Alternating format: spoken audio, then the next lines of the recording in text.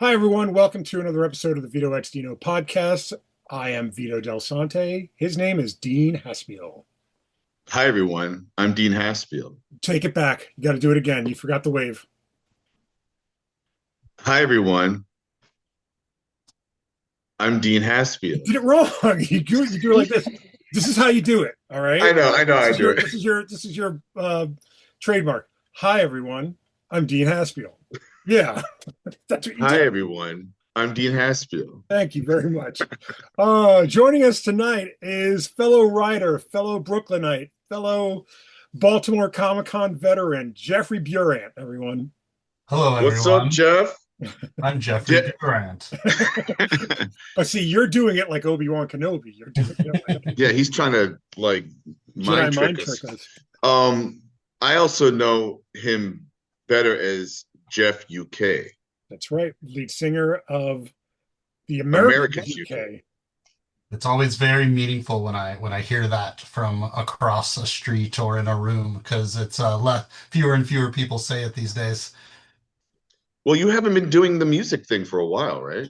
Well, actually, Boyko and I just got together and knocked out the theme song for Gonad the Ballbarian to release along with when it comes out from Source Point this fall. Is there a lot of bass in that song? Is there a lot of bass in that song? I imagine bass for something called Gonad the Ballbarian. No, it's more there's like High soprano. there's horns. They're like Conan the Barbarian horns. Oh, nice. That sort of thing. Nice. But Nice. Nice. otherwise, it's a pretty rock song, pretty metal song. I mean, castratos and eunuchs. Like, shouldn't there be like high pitched Well, voices? that's what actually I want to go back. So I sang a very like clean, almost angelic version, and it doesn't sound, I want that in there, but it doesn't sound tough enough. So I need to go back and do like a deep, burly version underneath. And so that they're layered because it sounds a little too operatic right now for my tastes. Operatic. Representation. You got to have representation of all balls, you know, Yeah, including gonad. that's right. There, you should. Oh, that should be. Oh, too bad it's not like a basketball book because you could like your tagline for the book could be "the ball's in your court." I mean, Oh, the puns just don't stop, which was the joy of writing it and making it in the first place, was just coming up with dumb joke after dumb joke. I feel like we're talking about it ahead of talking about Yes, it. It's very sorry. weird. right. Like it's a very weird thing to do. Like it's like we're all in on the same joke. And it's Yeah. like, wait, we haven't really introduced this correctly. You know, if you and I come together, though, we could I mean, I don't know how it's going to look on how it's going to look on. be a nice pair. Yeah, it's going to be. I Go hate. upside down. Just turn these. Oh, that'd be great. Um, I My actually, mustache could be his eyebrows, unibrow. I was trying to remember how I first met Jeff, and I believe it was through, and I can't remember the name of the magazine that you wrote for.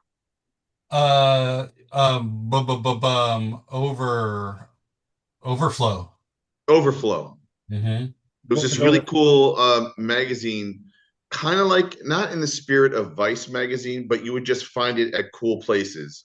You know, this Yeah, no, magazine, it was kind of slick and had really cool articles and, it was pictures and Gowanus art. centric, so you'd find it at all the bars in South Slope mostly, honestly, and Gowanus and Park Slope. Would And you they call were it a putting it out lifestyle monthly magazine? for a while, for maybe like 2 years, I feel like it had a nice run. Um, but actually, the first time you don't remember the first couple of times we met, honestly. I think the very first time I ever like saw who you were was at Bergen Comics Activate book release.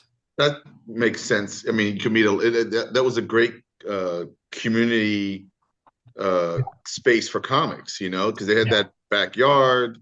Oh, we're talking about Bergen Street. I'm sorry. Bergen. I was collapsing Bergen Street with Rocket Ship. Remember Rocket Ship? Did you ever go to Rocket Ship? It Yes. was on Yes. Smith Street. Yeah, yeah, yeah. That the later became like Mama Tried or whatever. Or Mama Says.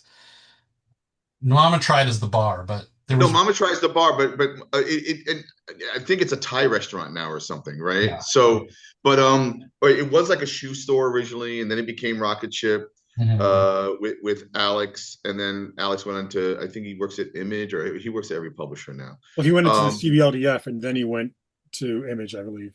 yeah, but that had a backyard, and then there was Bergen Street Comics that Mike Cavallero and Fife worked at, and a bunch of folks. Again, Did, both of them were community building kind of Yeah. spaces, and did I got Tucker work Bergen there? Street. Mhm. Who? Tucker, Yes. what was Tucker's last Tucker. name? Stone? Tucker Stone. Yeah, yeah. Yeah, he worked there, didn't he? Well, Yeah. actually, I saw at Mocha this weekend, which I'll talk about shortly. But uh, they also like had art shows. Like Jen, my girlfriend, had an art show there with Tim Hall, and it was a really cool space. And I actually got Bergen Street Comics into Bored to Death, the HBO TV show that was created by Jonathan Ames, and they did a shoot there, which was a lot of fun. So I must, yeah, that makes sense. I could have met you at those things, So, and then I met you at my first Baltimore con with Thor Parker. Remember, he worked at Midtown Comics. Such that so when I came up to you the next time for the interview at Overflow, I think you thought I was maybe Thor, like because we both came up Oh, to you drunk at at the bar con or whatever. And then so then yes, there are still pictures of you and me shirtless in your old studio that did not get published in the magazine. but there was a shirtless picture published in the magazine with the Yeah. interview. And I don't know if that was your idea. I mean, it could have been my idea. I don't remember. I mean, it was my photographer friend Darren Morano who took the pictures. He also was who ended up making two of those Americans UK videos that Mm, were mhm. so advanced. Um, so yeah, I don't know. I mean, I doubt I would have recommended you on our third meeting ever saying, "Hey, Dean, take your shirt off," because I don't think I knew that was a trope. Right. Jesus. Trope. There you go, Dean. That's a good way. That's a big word. We allow those words on this show? I mean, we've used worse. And then I think the big bond came at King Kong when you saw Americans UK play, Oh, it was amazing. and then you were like, "Oh, I can connect with this guy," and I feel like that's when you started like inviting me around to things more Sure. Well, I and mean, bringing me in. I And love you. I then think you're the what best. what I was so love you. cool about Gowanus at that time is my practice space was literally in the same building as your studio then. Where Hang Dai ended up, right? Yeah, And you so were around the I was corner. able to just like go back and forth and really like be a part of both scenes sort of at the same time, which was amazing and perfect for me. Well, and music and comics always connect Right. somehow, I mean, and you're multi-talented in that way. And it's funny, I was trying to remember all the things. You've done more comics than I remember. You've written more comics and produced more. And in fact, we have collaborated, which we can get into briefly. But I then went to your website. I never look at anybody's website. I don't have. In fact, Josh Ufeld wrote me yesterday. He said, DeanHaspel.com goes to nowhere. It goes to nothing. What Uh-huh. happened? I was like, I don't know. You So he should have made never it. brought that up. Somebody's going Uh-oh. to buy that domain right Well, after the show. no, I have the domain. It Oh, okay. just doesn't go. It goes to nowhere. Like it Didn't it just. used to go to LiveJournal?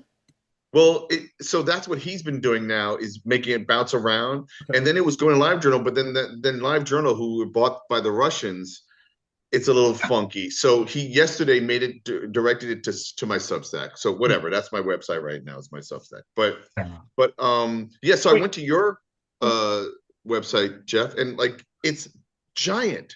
It's a giant scroll of everything you've ever done. Well, no, I mean, there's hundreds of Americans UK comics pages that aren't on there. Yeah, it's incredible. Like I made at Like least 150, 200 pages of Americans UK comics. We made 4 issues, 2 anthologies, the Trip City stuff. so, would you say that your Americans UK comics were the first comics you wrote?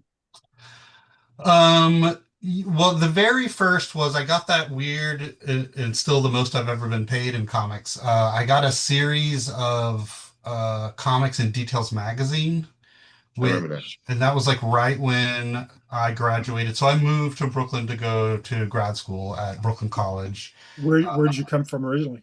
Austin, oh, well, Austin, Texas. I grew up in Plano, Texas, which is the big suburb of Dallas, and then went to Austin and UT Austin, lived there for about 9 years before moving to Brooklyn for grad school. Yeah. Got So right out of grad school was Sin City was in theaters, and I had and there were these things called magazines back then.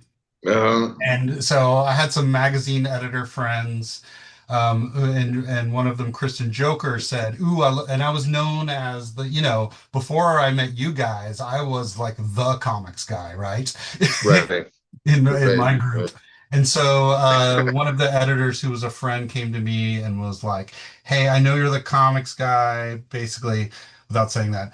I had, I had this MFA in fiction writing, so they knew I was a writer. And she was like, "I love Sin City. I want to do that for Details magazine, and I will find a an alcohol brand Right, to be the promotional tie." And right, so that was like my first published work at all, and it was a total of like 21 panels that spread out over 3 issues. That was matched with Amstel Light, and so and that was I my remember that. work. And who was the artist? I Taylor Thompson, I want to say he was in animation or something. I don't think he ever really entered the comics world. Uh, Hmm. I don't know how I found him. I don't know. Yeah.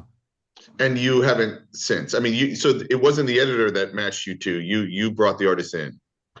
Yes, I would say I did most of the editing. I mean, I kind of like built the project, would pass off the work, and it would get approved or not approved. I had to like what became Just Super, which you might have seen on my website when you were Yep. scrolling through. That was my initial pitch after Sin City, which was superhero or super people who um, are kind of the idea was they're the first wave of gentrification in, and so there was a bar that was run by some super people, and you step up to the bar, kind of like the bar with no name in Marvel Comics and what have you. And so I could tell a short story in that format, like step up to the bar, tell your story to your sob story to the bartender. And so I pitched that. They were like, "Love it, you've got the job. Come up with 3 more ideas," and they picked the one I liked the least. Mm, always happens, man. Yeah. And actually, I kind of ranted and raved about that. I don't know. I think last year about like, oh, about covers or something. How they always ask you for 3 or 4 ideas for a cover, right? And Uh-huh. they always pick the one you like the least. And then the editor was like, well, then don't show that one. But I'm like, but you're gonna always pick the one because out of 3, I'm gonna have a favorite one. And if Yeah. I even told you it's the favorite, that's the one you're definitely not going to use. And I Yeah. don't know why that is. It's I heard just, that episode. I remember you saying that. yeah, man. So yeah, but whatever. I mean, you continue. In fact, you did when I was scrolling through it, Just Super, you worked with James O. Smith on Yes, I love James. yeah, We he's great. we talked about co-writing stuff back then. Not much has happened since, but yeah, we did a Just Super together. Yeah, Um, I've been circling James for a long time. He'll do like 10 pages of something and it's brilliant and then kind of just goes away. And you're like, yeah, James, come back. he's such a unique. He has a very unique style. Yeah. Oh, he seems to put out books. Very, Yeah, he gets work and he was teaching and whatnot, and he was part of our studio. Um, but yeah, I mean, I guess we could go through kind of like a little bit of a history. I do want to, we do have like, I don't know if you have any hot topics or news, Vito, and then we're going to probably talk about a comic book at some point, I right? can't think of So, anything that happened this week that would warrant. well, I I can, mean, in terms of comics, I mean, there's stuff that's happened in the world, but like right. warrant, like you know what I mean, like a conversation. Well, before we get into it with Jeff about his career and whatnot, and then talk about the new stuff that's coming out, I did want to talk about 3 little things, okay, for us. Well, one of them is I stopped my late pledges on antimatter because just today, with the help of Josh Schufeld, who helped me design the book, it's at the printer. Antimatter #1's at the printer, and I hope to get boxes on the 14th, a few days before the Kingston show and Bix, and then Ithacon the weekend after. So fingers crossed that'll happen. So we got to take that off the website for future late pledges, which no longer exist. I want to talk about Mocha 2026 shortly. Did you go to Mocha, Jeff? I didn't. I haven't in a while, even though that was a big part of my early New York comic scene also. It's where I Yeah, no, first met Sean Von Gorman, for example, and Seth and Miscavige. I feel like Well, we'll talk about Mocha and then like Trip City and stuff. But I went to Mocha, but before I talk about Mocha, I don't know if I sent you guys an email, but did you hear about Bodega today? Yep. yeah, I'll Uh, probably apply after we hang up. I did apply for a half table. I would love to have been a guest, but whatever. I'm trying to find the email I sent to folks because I want to say what Bodega stands for. I can tell Do you it you stands guys? for Brooklyn Organization Dedicated to the Endurance of the Graphic Arts. And that's how you get Bodega. And then I know that Gabe Fowler, who was one of the directors and organizers of CAB, or what did that say? Comics Arts Brooklyn or something like that, I think so. I believe. And then I think he was running that or a version of that with two other guys, Dan Nadell and Bill Kartopoulos. But then I think they had a falling out or something, and then Gabe continued it. Anyway, I think it's happening at that church where that show used to be in Williamsburg. So, and I think James Tinian III is underwriting it or is one of the head honchos as well, and as well as a few other people. It was written about at the Comics Beat today. I skimmed it briefly just to check it out because there's this other comic show called there's another Brooklyn comic show. And I'm not talking about Bix. That is not a Brooklyn comic show. It's cosplay and everything but comics. I want to say, do you Yeah, ever they see do those kind of like ads? street art stuff more and toys and graffiti, sort of. I applied once and didn't get in. Because you're probably applying with comics at the Yeah. Brooklyn Comic Show. Yeah, That's yeah. probably what happened. Anyway, so Bodega's happening. I'm kind of curious to see how what happens with that and see if I get in. And that's going to be, I believe, mid-November coming up. 14th. And then Mocha. What is it? I believe it's the 14th and 15th of November. 14th and 15th. Here's the skinny from the beat. It's called Brooklyn Organization Dedicated to the Endurance of the Graphic Arts, and its inaugural initiative will be the Brooklyn Expo of Comics, a 2-day festival taking place in November. So, and they're super anti-AI. They make why would you be? I mean, why would you be? Right. I mean, it's part of their pitch. Oh, and Bryce Gold. Wait, Yes, I'm sorry. He's one of the board's directors. Right. He was at Kickstarter, and then did he go to Oni? I forget what publisher he went to. Now I guess he's involved with this as well. So it's going to be run by good people. Super curious to see how this inaugural show rolls out. And then I was at Mocha, and Jeffrey, to speak to what you were saying about not going, I too have. I mean, I think I go like at least one day to check it out because it's there, and this is our tribe, in a lot of ways. I do have my criticisms of how Mocha has evolved, but I also don't run a show, so I don't know what it takes. And, even though I have many gripes and I'm surprised at some people that don't get in versus the ones who do. And that's not a classist thing. That's just more like a taste thing, maybe, or something, It or might I be don't know. classist on the part of them, not you. Yeah. Well, maybe, I don't know. I'm not casting aspersions. I think, comics education is important, but I don't know that I would devote a bunch of tables to that, even though the Art Students League had a table, and I'm going to be teaching comics at the Art Students League at the end of this month, So, but I also know that, I mean, I guess the good news is that there is a lot of people who make comics, or who want to make comics, and you need a space to sell them,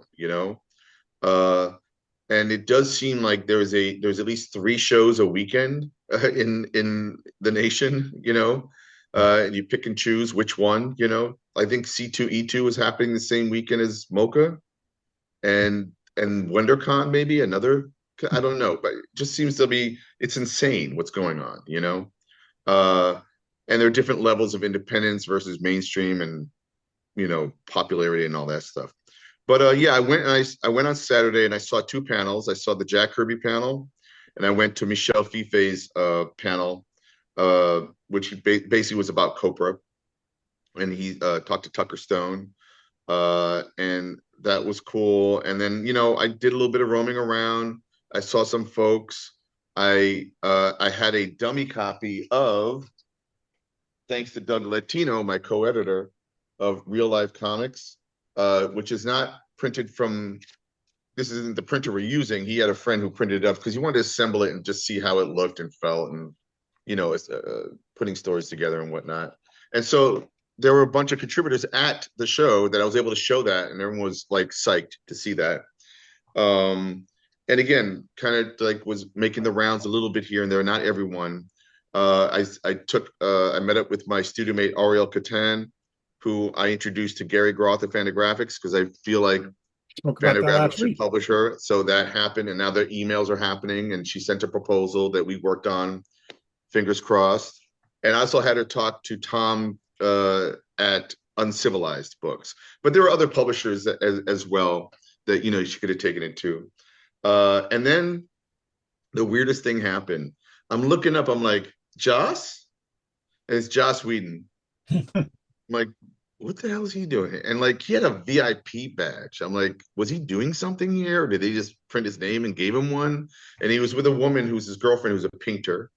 And I went up to him and I was like, I met you once at a dead dog party in San Diego through our mutual pal, John Cassaday. Rest in peace. And we got to talking, and then Miscavige was with me, and he got to talking, and everyone's laughing and joking, and we talked for like 15-20 minutes. It was kind of nuts. And his girlfriend has a show downtown because she's an artist, and that's, I think, one of the reasons why they were in town was for that show, but also they were checking out the comic scene. So that was fun. I'm trying to think. I didn't go to the after party. There was like an after party after the show, and then there was like other parties going on, and I've become old. I'm like, like I don't mind, getting loose once in a while, but after walking the floor, all day and all the excitement and everything, I was a little exhausted. So me and Miscavige walked from the pavilion on 18th Street all the way to Katz's Deli, waited online, got in, waited on another line, had food, and then we went and saw my best friend Mike Houston play in his band at Parkside Lounge, and then went home. So that was the night. But Mocha was cool. It did make me think, and maybe this is a topic that we can discuss at some point off the dome. Like, if you could curate and create your own comic show, what would that be like? I'm not saying you have the answer for that now, but that could be a We topic. talked about it once. I mentioned that I would rather just do like a bunch of little kids making their own comics, and then like all their parents and adults are the ones walking around buying. I've seen everything already. Let me see something new. No, I mean, that's a great idea. That's a great idea. But let's say you wanted to sell Stray. What do you have in mind? That kind of show? Technically, I don't. I don't want to sell it. I just want people to buy it. It's a totally different vibe, absolutely. I think. I totally agree with that. What about you, Jeffrey? You have any Well, thoughts? I love tabling. I love talking my wares. It's hard to get me away from the table. Like, I don't want to go to panels, or I end up missing them. I probably miss out on meeting a lot of the people that I'm supposed to meet at those things, but I don't feel like that sort of stuff works out very often anyway. Although there have been some notable exceptions, I guess. Um, so yeah, I don't know. I would say with the first couple of years of Bix were like the perfect version of a con that I would like to do. Can Where, you describe that in a nutshell, what that means to you? well, there was probably only like, I don't know, maybe 50 tables or something in that little Yeah. courtyard. And so it was very focused. it was almost all comics, and Hmm. as they've expanded, they've put a lot of makers in there, and so it's a lot of people still selling stickers Yeah. uh, and crochet and things like that, which is fine. Those first few years. Uh, do we just lose him? No, he's just thinking. And he's somehow standing very still or sitting very Yeah, I don't know still. what's going on. Hopefully we'll get Jeff back here in a second. Um, it's I hope interesting it's is I hope it's not too interesting what he's saying right now. oh, he Oh, There we we are. lost you. we We lost you lost for a you. good bit. You were talking about Bix being mostly comic centric, and then that's kind of where we lost you. Yeah, right. And so there's more makers there, and then but it also felt like a reunion. It was nice because I was saying how, I now have an 8-year-old daughter, so I don't get to go to cons outside of the city, or I don't make it a point to. She's Uh, 8 now, you said? yes. Oh, how great. And so, and she loves comics, and so it's a great thing for her. And so I just liked it because it's easy for me. I live very close to it. Right, right. And like I said, I get to see my comic book friends that I don't get to see as much as I did in my late 20s and early 30s. Yep. Yep. And I don't know, it felt very it feels very local. It feels Brooklyn. It feels neighborhoody. And I like that because, where the big cons lose.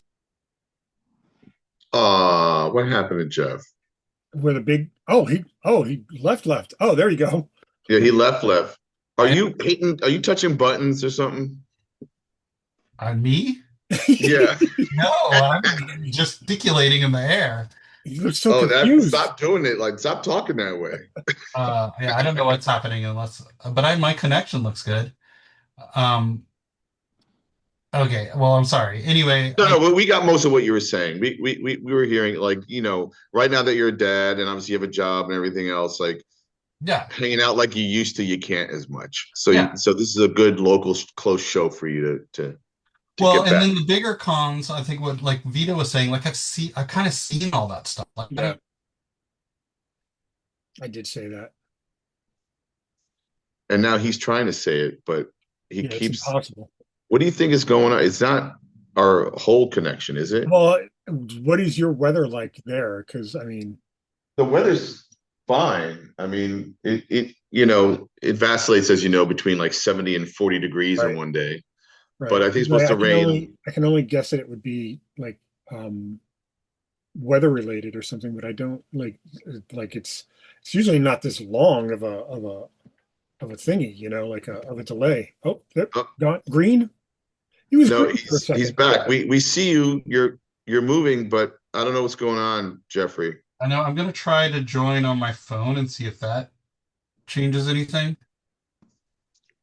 That might change the sound, if anything. Oh, look.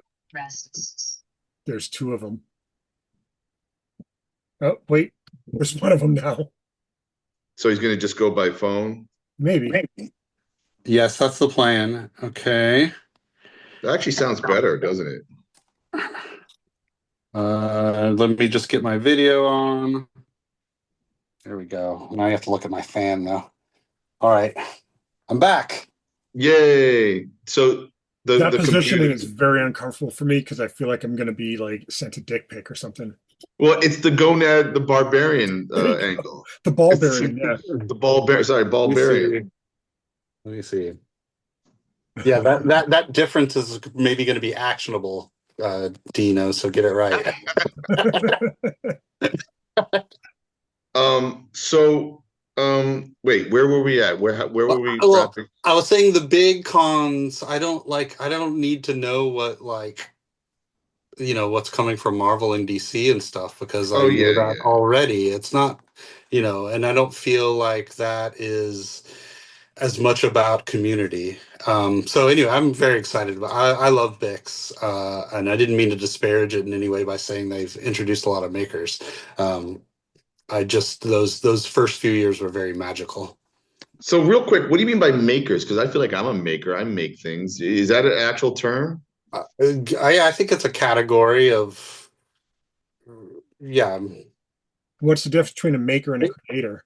I guess it's making crafts, It's probably more of a Got it. craft determination. Yeah. Sure. So that's probably what that means. Yeah, one of the Um, shows, the show that I do out here has like more than a few 3D printing like things, like they'll have like little tchotchkes or something like that, which great for the kids, but like at the same time, it's like it's taking up a lot more space than you Yeah. kind of want to.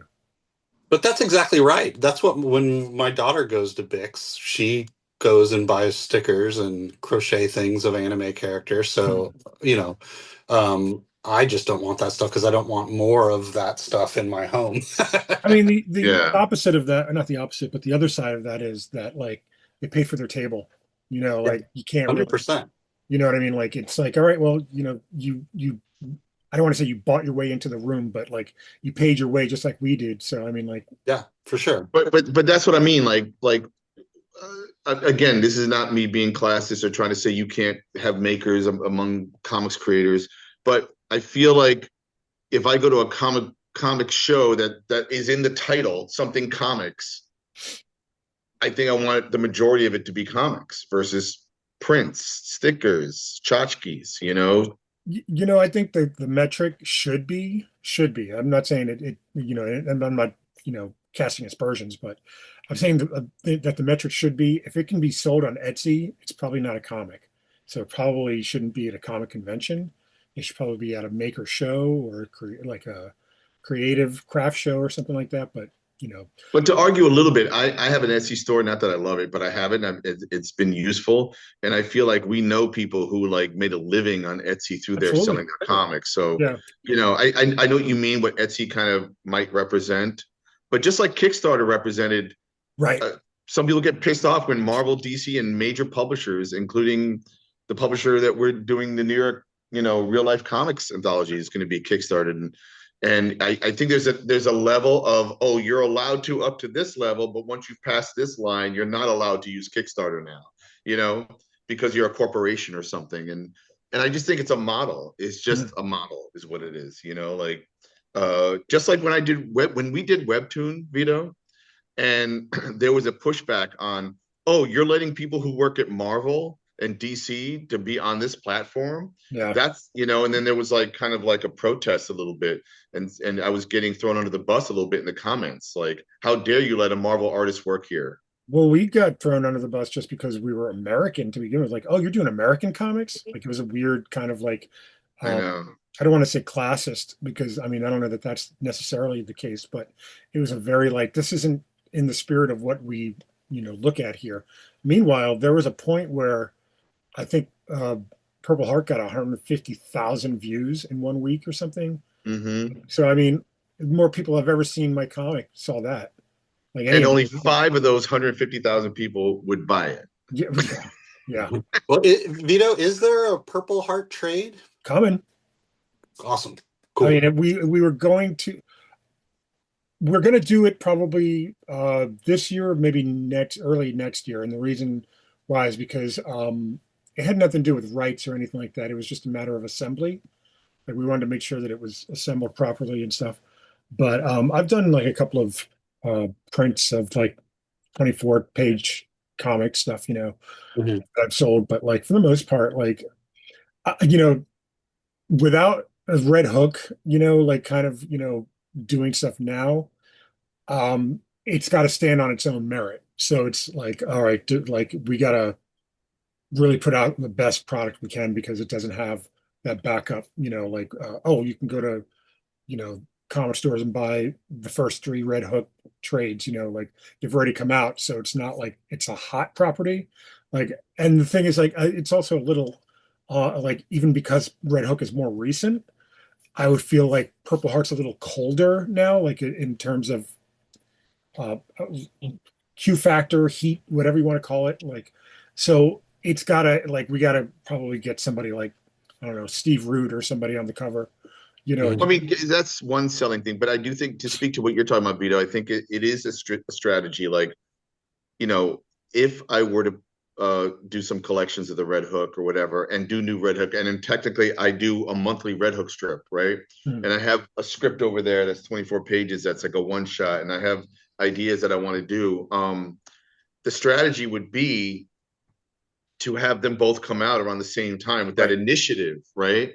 Because and you know, when you were saying how dare Americans be on Webtoon, that was the initiative, is to get do an an American Yeah. Webtoon, right? Oh, we Which was were all for why, it. Tom was for it too. Like we yeah, were Tom all. Akel, who recruited me, and I recruited, and he wanted one idea, and I showed him a couple. He liked the Red Hook the best, and then I said, you know what can I bring two more people in, and that Hmm. was you and Seth Kushner and the artist, right? Hmm. Uh, and we're talking about also the Brooklynite. But I do think the strategy would be to, like, if a Red Hook omnibus came out and then a Purple Heart thing, and what would be the sweet spot is if we could have like a 2 or 3 man anthology like we've discussed, Right.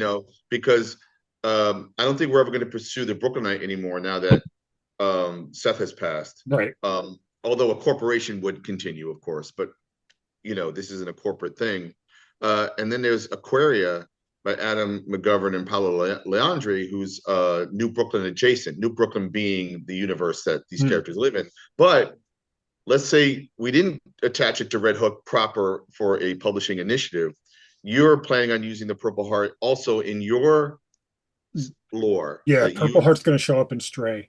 Cool. So like it does, like everything's going to be connected. So it's funny. I was reading something about what was I reading earlier? It might have been it was your tough crowd story that you showed me, and Hmm. it was one of the pieces of dialogue where he was talking about how Jane and Billy live in New Brooklyn, and I was like, oh, that's kind of cool that he still calls it that. You know what I mean? Like, and because Chessface is Zion, uh, Blue Squirrel adjacent, So he's doing gigs. Chessface is a right? comedian, and you do gigs in different places. So I think I mentioned Summit City. I think I mentioned Trip City, Mhm.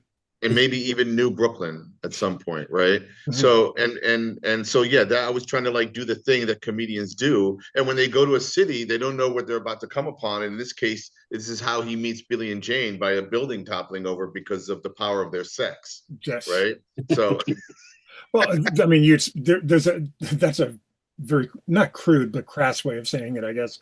But like it's like when they love, they destroy. Like or yes, that's right. I forget how you But put it. speaking of Trip City, I mean, and I do want to get into your comics, Jeffrey, a little bit here and there, and the new stuff. But like, we really bonded over this project, Trip City, which was uh, you, me, Chris Miscavige, and Seth Kushner, and then everybody that we brought in that also were kind of like contributing editors.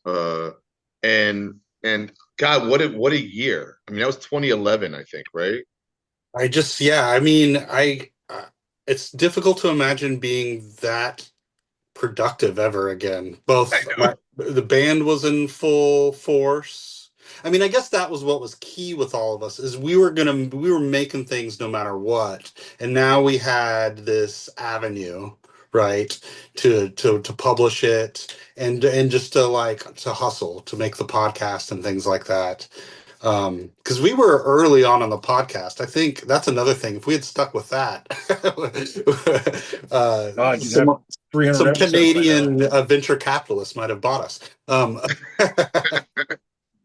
But Half yeah, so Trip City, and that was Mocha. I remember it was probably like, I'd known y'all for a couple to few years, maybe, yeah. And then I was making Americans UK comics, which were so Americans UK was my band that we existed in Austin, and we became like a sci-fi rock band, is what I called us. So that because I had a rule where we had two rules: no covers and no songs about girls. And so I really leaned into the writing, and also I wanted to have songs that like told a quick story instead of being like super vague and um,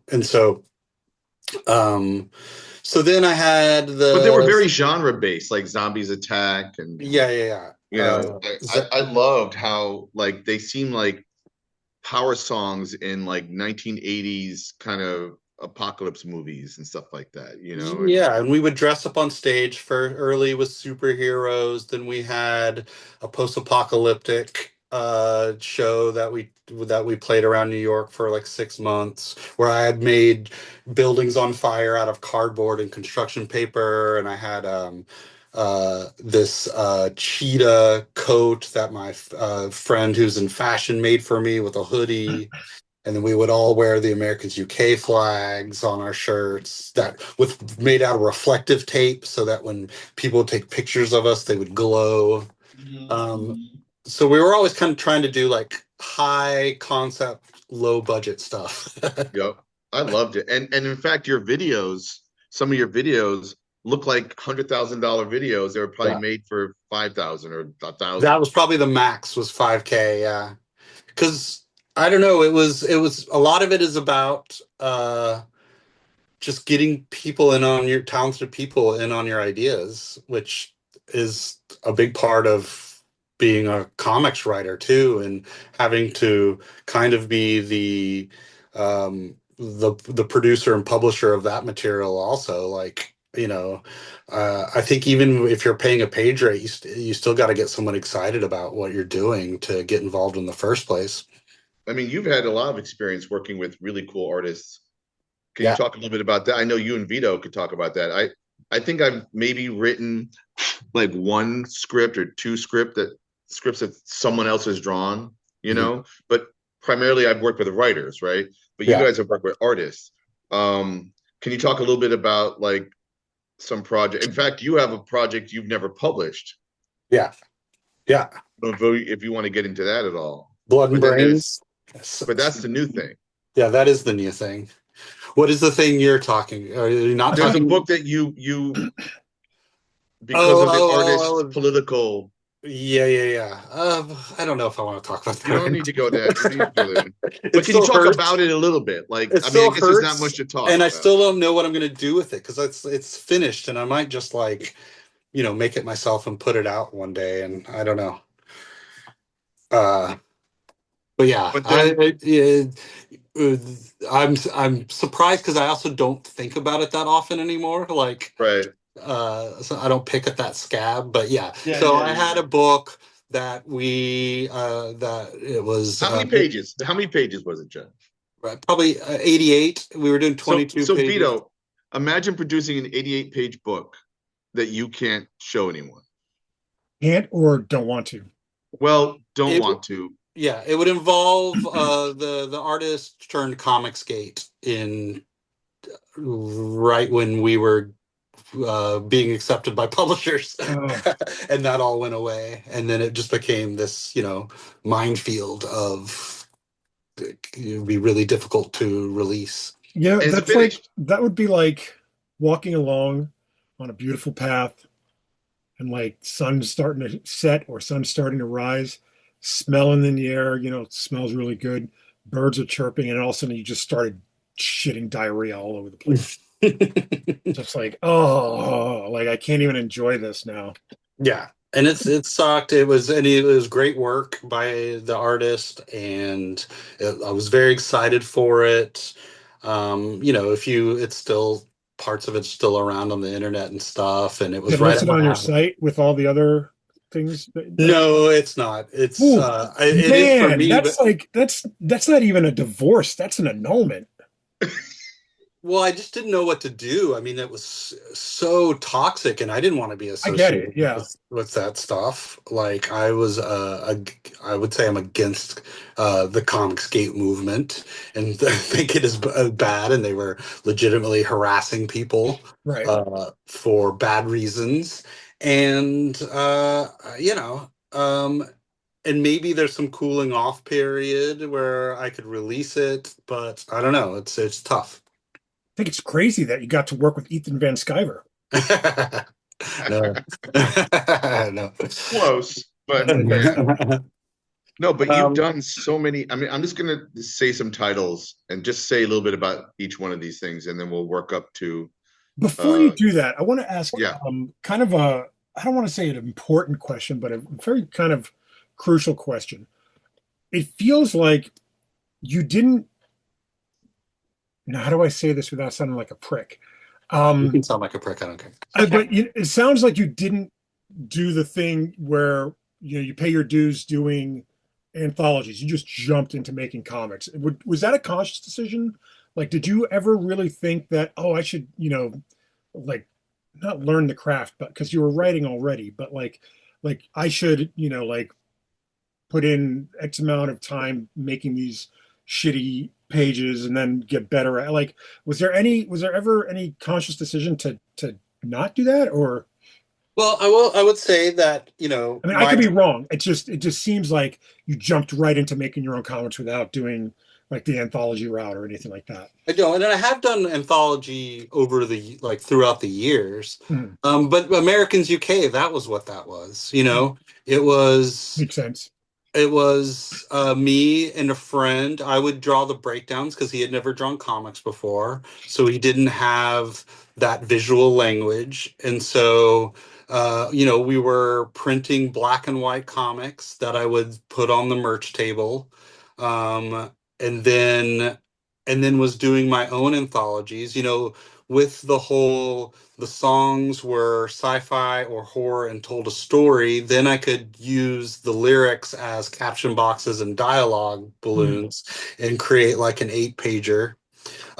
And in fact, one of my that I had like a single page panel comic in that Overflow magazine that that Dean was talking about. So I was making short work. I was doing a lot of short work with the song stuff, and then I was learning how to tell a bigger story with with Americans UK doing with cliffhangers and chapter breaks, and then that just kind of petered out because the artist got a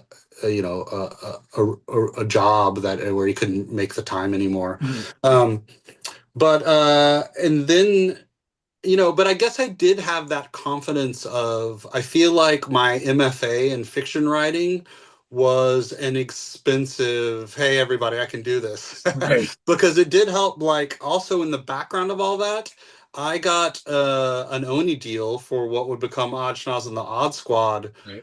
pretty much right after that Details magazine stuff came out. So I was making Americans UK and writing Ochna's at the same time. It just took like 8 years to actually like get produced and come out.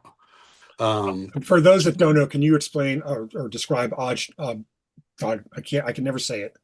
Oddsschnoz, to just, Hodgson. I You're right. can't say it.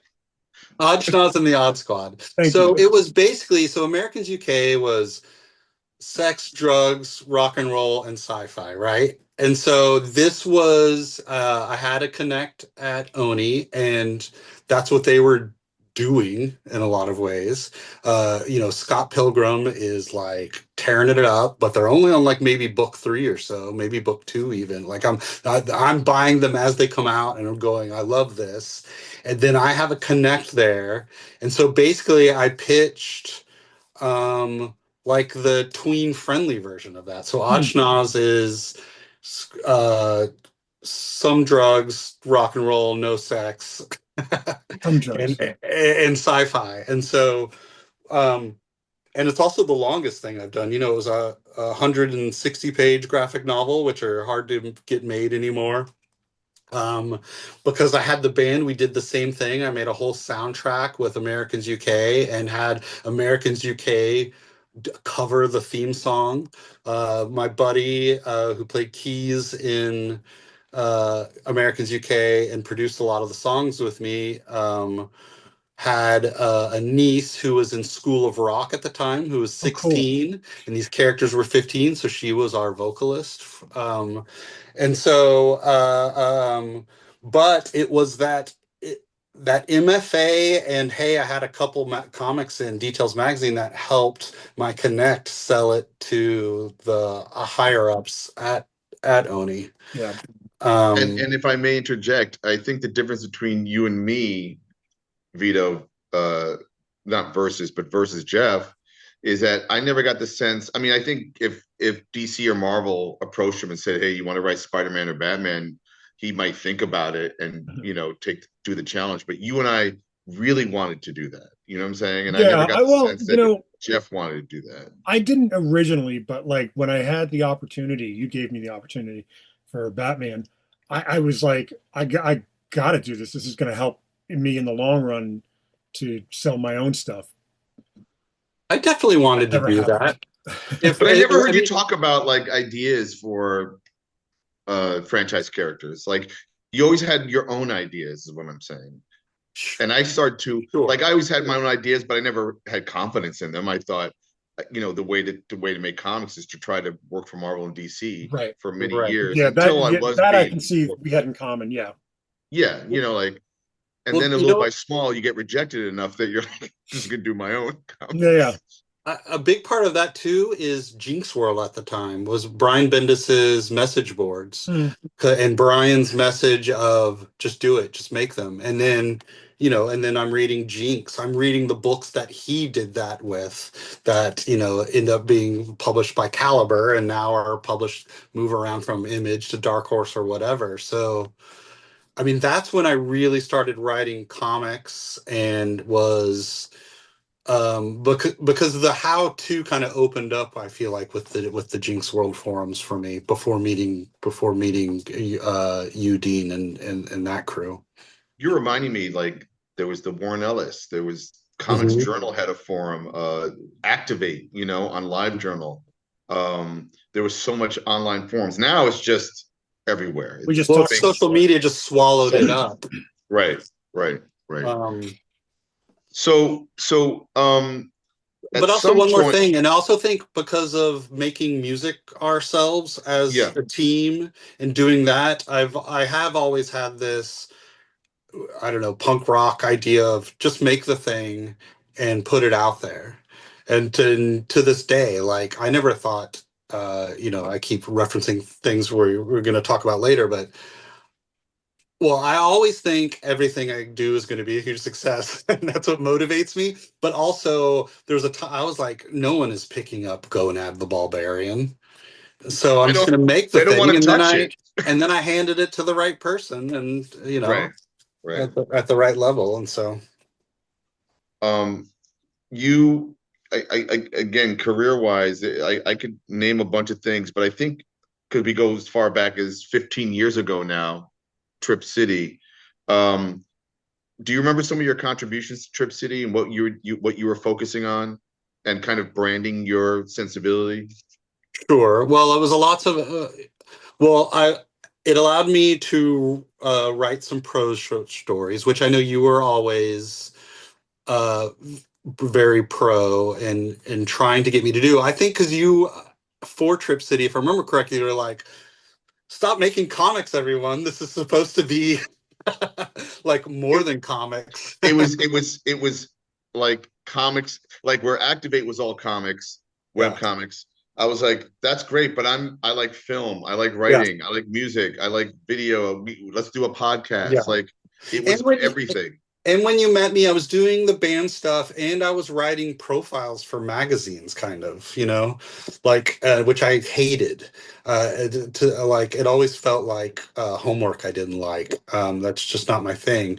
And so, and I think comics for me is, again, it's that band feeling. Like I said, I moved to New York. I guess technically my first published work is my thesis, which was 160 to 200 pages of an unpublished novel.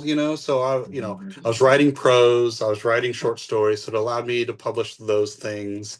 And then a lot of the comics you see on my website were Trip City comics, either not cut up like we did so you're just getting to scroll and read them kind of as is, Mhm. or so all those just super comics I was putting on there. I was putting up those comic book music videos like Zombies Attack and Yep. Sons of Ball, and Got a theme. well, I've learned it's maybe pronounced Bale. I don't know. There's Oh, some. okay. I like I the thought other it was way better. Ball, and I was like, oh, Yeah, BA apostrophe AL. Uh, It's Baal. Yeah, Baal. So that's the song. We are all sons of Baal. And so so that I did I Eight Man as a comic book and put that up there. I basically did, let's see, I still have it. So these were the Americans UK comics. So I feel like Vito, this is where I was learning the craft. And then I made my own anthologies, and this is where I would do like I remember uh, that book. yeah, and this is where I would do like the what I called comic book music videos. Hmm. Yep. And then you were in a bunch of like you would do little stories like Rainbow Boy. Um, you did I Yeah, think something for heavy metal that I yeah. was scrolling through your page and there's an image I still can't get out of my head of like somebody that was chopped up and then turned into like a The rocking chair Ghost of stool. Christmas Never. Yeah, Oh yeah. my God, it's So brutal, I that knew terrible. was that. that was a prose story Oh, that when we had the heavy metal connect, I was able to pitch with Jason Gongor. Um, and so I drafted this short story that ran on Trip City. It might have been like one of the like that we ran at The Christmas actual time. story, the prose story you're The saying. Yeah, pro yeah. story, yeah. And so it basically the story kind of so the premise of the Ghost of Christmas Never is that he's another ghost that has to destroy Christmases that are going like travels through realities with the other. There's the ghost of Christmas past, present, and future. And so if they hadn't been able to save Scrooge, right, then that world would have taken a dark turn towards whatever. And then the ghost of Christmas Never would have come in and destroyed it. And so they're fighting the great cosmic dragon worm. So it was all this like gesturing towards lore, like a short story, like a short Silmarillion, right, of Tolkien, where it was like telling the story, basically just like pitching out the premise and then throwing out all these little story ideas, and then so I could take those story ideas and make them into comics, and one of those was what was published in Heavy Metal. And in your comics writing career, you've revisited the theme of ghosts several times, including this new book you have coming out. There was Ghost Planet with Sean Von Gorman. Yes. Uh, who was the publisher of that? That was Scout. I'm not Right. even sure if they exist anymore. They've gone dark. But yeah, that was this book. This Do you have the was the idea. rights? We have publishing rights. Yes, we have the rights to the IP. I'm not like they always want to put their name on any media rights. I think like many others before us, we will get out of that soon and get Sure. everything back. But And that was kind of a John Carpenter inspired type story, right? yeah, Planet. so it's well, so one thing which I like to do is I like to take horror concepts and maybe apply sci-fi reason to them a lot of times. And so that's what this was. It was like it's yeah, I always describe it as like an episode of Lost in Space or Star Trek as directed by John Carpenter because there's body horror. It's about this family of deep space explorers who find a planet that they think they can inhabit. Their eldest son immediately dies, and then they start seeing his ghost haunt the ship, and they have to figure out what's going on as before they die next. And so again, this was a short story that I was working on. I often write things as prose first that Mm. people never see. There is Sean Von Gorman and I, who did all the art in Ghost Planet, where we teamed up for this thing called Seriously that we released an ash can for last year that we're trying to pitch around because we both love the idea so much. And that there is a I want to say 60-page, just complete all 4 chapters, just written as prose. Right. But also very straightforward prose in that I wasn't thinking about it as someone will ever read this, so I'm going to plus it up and make it read super well. But it's basically like a very well drafted outline, almost I would say, but written with full dialogue and in prose style. Vito, do you ever write like that? Prose first, maybe a little bit, or do you No, you know what I think in do? terms of comic book scripts? I do dialogue first sometimes. Mhm. Like I just hear everybody talking before I know what they're doing, and the the dialogue informs what the panel breakdowns will be, like what that image is, like what the still images. I don't do that as much anymore. Like sometimes I can get it fully realized, but it does happen. Like sometimes I'll just hear a snippet of something in someone's conversation or from a movie, and I'm like, oh, I could riff off of that, and I'll just write that, and then I'll just go.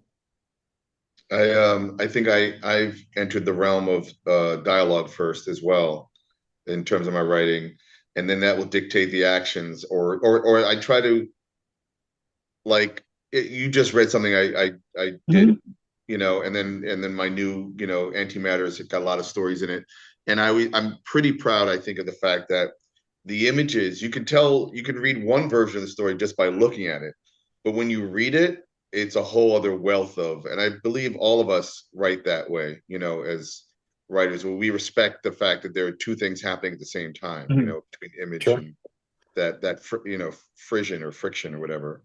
Um, but and what about you, Jeffrey? Like, I veered into writing plays and stuff like that because I like dialogue. And have you ever written a play or attempted or done anything Mhm. outside of comics in that way? No, not really. I Not even a think about novel at this point. Like you write a lot of prose. Why not just go straight novel? I'm thinking about doing that for what was initially imagined as a comic concept. I had the ability to pitch to somebody and kind of submitted some was pitching stuff, getting rejections, and I was like, let me cobble this thing together. And now I'm realizing I think it might work better as prose, and then I can always make it as a comic again anyway, if it goes or it's just hard. Well, one of the things about the collaborative fiction is you I don't have or need to spend as much time on it as I would for prose because the art is doing so much of the heavy lifting, right? That Mm. whereas prose, you got to write to the end and then you need to draft it a couple of times and then and then that's when you're like submitting to agents is when you've like written it four times over. um, and There's a so lot more describing. There's a lot more describing in prose than because the yeah. describing's in often in the pictures, in comics and movies and whatnot. Just a couple of contextual things. So, Ghost Planet was drawn by Sean Von Gorman, who is best known, I think, right now for Yes. the Pedestrian co-creating that. Um, and you already described Ghost Planet. I don't know if you described Odd Schnoz and the Odd Squad, what the story was briefly for Oh, those. so it was a group of teens in Plano, Texas, where I grew up. So the joke there is Plano, and then so it was the elevator pitch was Josie and the Pussycats meets X-Files. So they discover that they're teens in a punk band, they're rebellious or whatever, they're the outsiders at school. Um, when I was growing up, obviously in Plano, Texas was very conservative. Everything was football, football, Mhm. football. But it's also gigantic, like amount of students. So my graduating class was 1,500 kids. Hmm. Uh, my high school campus was only two grades, so that's like 3,000 kids, Right, and the campus was bigger than say Brooklyn College, like dwarfed Brooklyn College. Like if right, you had a class, it was if you had a class the wrong class setup, you would be late every day because you couldn't walk across campus in time. And so, which is all to say that John Hughes movies, which are all set in like giant LA uh, hmm, high schools, made sense to me. That was my life too because there were so many kids, those pockets of goths and skaters and what have you existed that I don't think you actually got in smaller schools across the nation where everyone just kind of knew each other and got into what they right, got into. Is that as right. Um, far as you go, semi autobiographical? Is that as far as you would go with it, or? Have you done it?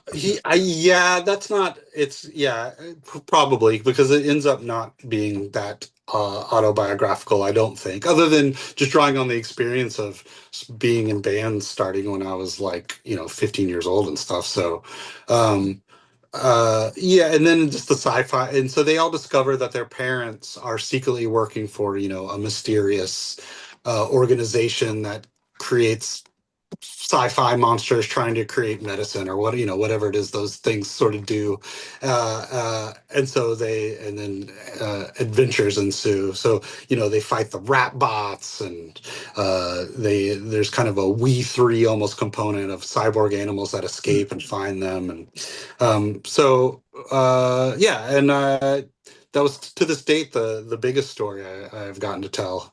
What um, about, I remember when my biological daughter Ruby was old enough to read. That's one of the first graphic novels I got her. that's sweet. What any sequel? Any potential for a sequel?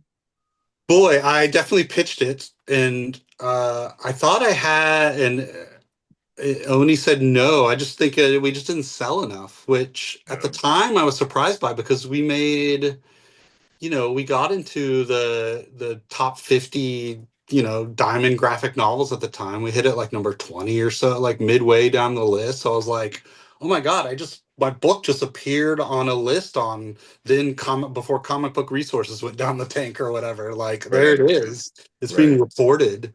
right. Um, uh, but no, I mean, it just didn't click. And I realized when I love that thing, but it's too much of a tweener. Like the stuff that my daughter loves graphic novels, but it was written for someone more my age, but writing characters, it'd be like writing, which I think was happening more than before they figured out Teen Titans Go and whatnot, writing Teen Titans or whatever, where you're writing teen characters for, 30, 40, 50-year-old men. Hmm.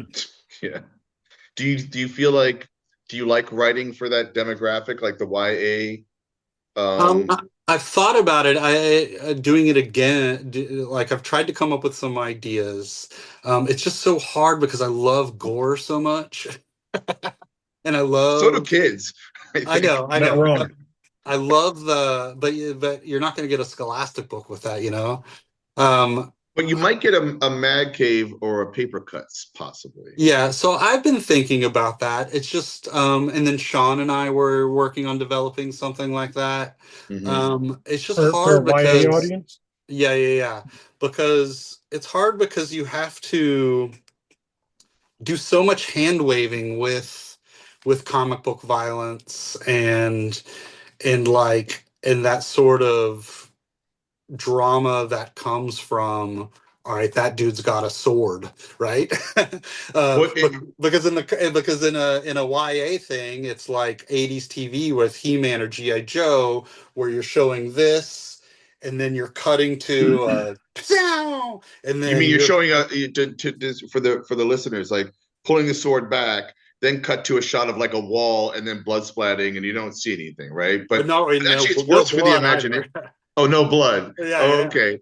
It's just you cut to somebody buying a hot dog at a hot dog stand. No, Well, you just cut to like a pizzazz sort of thing. You see this, there's this right. book I was looking at to try to like wrap Oh, my like head Batman around it. 66 when they would fight, Yeah, sound exactly. effects. Right, right, Pow! And then right. Then man they're falls asleep. on the ground, and then Why is everybody sleeping, that Daddy, or Mommy? that the F-15 explodes on GI Joe, but then everyone parachutes Parachutes out. away. Yeah. So, and I don't know. I guess I have a mental block for that, or I just don't enjoy it as much. I have a question. You've thrown out the word pitch a lot so far. What goes into a Jeffrey Burandt pitch? Like, how do you craft your pitches? I mean, just for the sake of folks listening Sure. and watching, they might be interested in knowing how to pitch. And I don't think we've ever really talked about that. I think the only thing that Dean and I have said is that we're allergic to pitching. So it's for somebody I, that that's that seems to be doing it actively. I'm curious, what would I definitely get sick of it, and I also the ideas I like a lot. I end up just making the dang thing. So, um, but you can only do that so much too with time and money and bandwidth. But it's always a complete first issue, usually a complete outline, like detailed outline. How the entire story gets to the end. Obviously, usually, whatever 5 to 10 pages, whatever. I try to get almost a short story in there, like a full mini arc of that first like big beat of a story in for the pitch. Sometimes a quick little character bible. It also depends on what the publisher is asking for too, right? But I'm almost always having to get to the end of the story, at least in some outline form. And then because I feel like that the first email you're sending is or just a request to pitch, and then you're usually sending that whatever that finished comic you've made, and then a one-page cover sheet.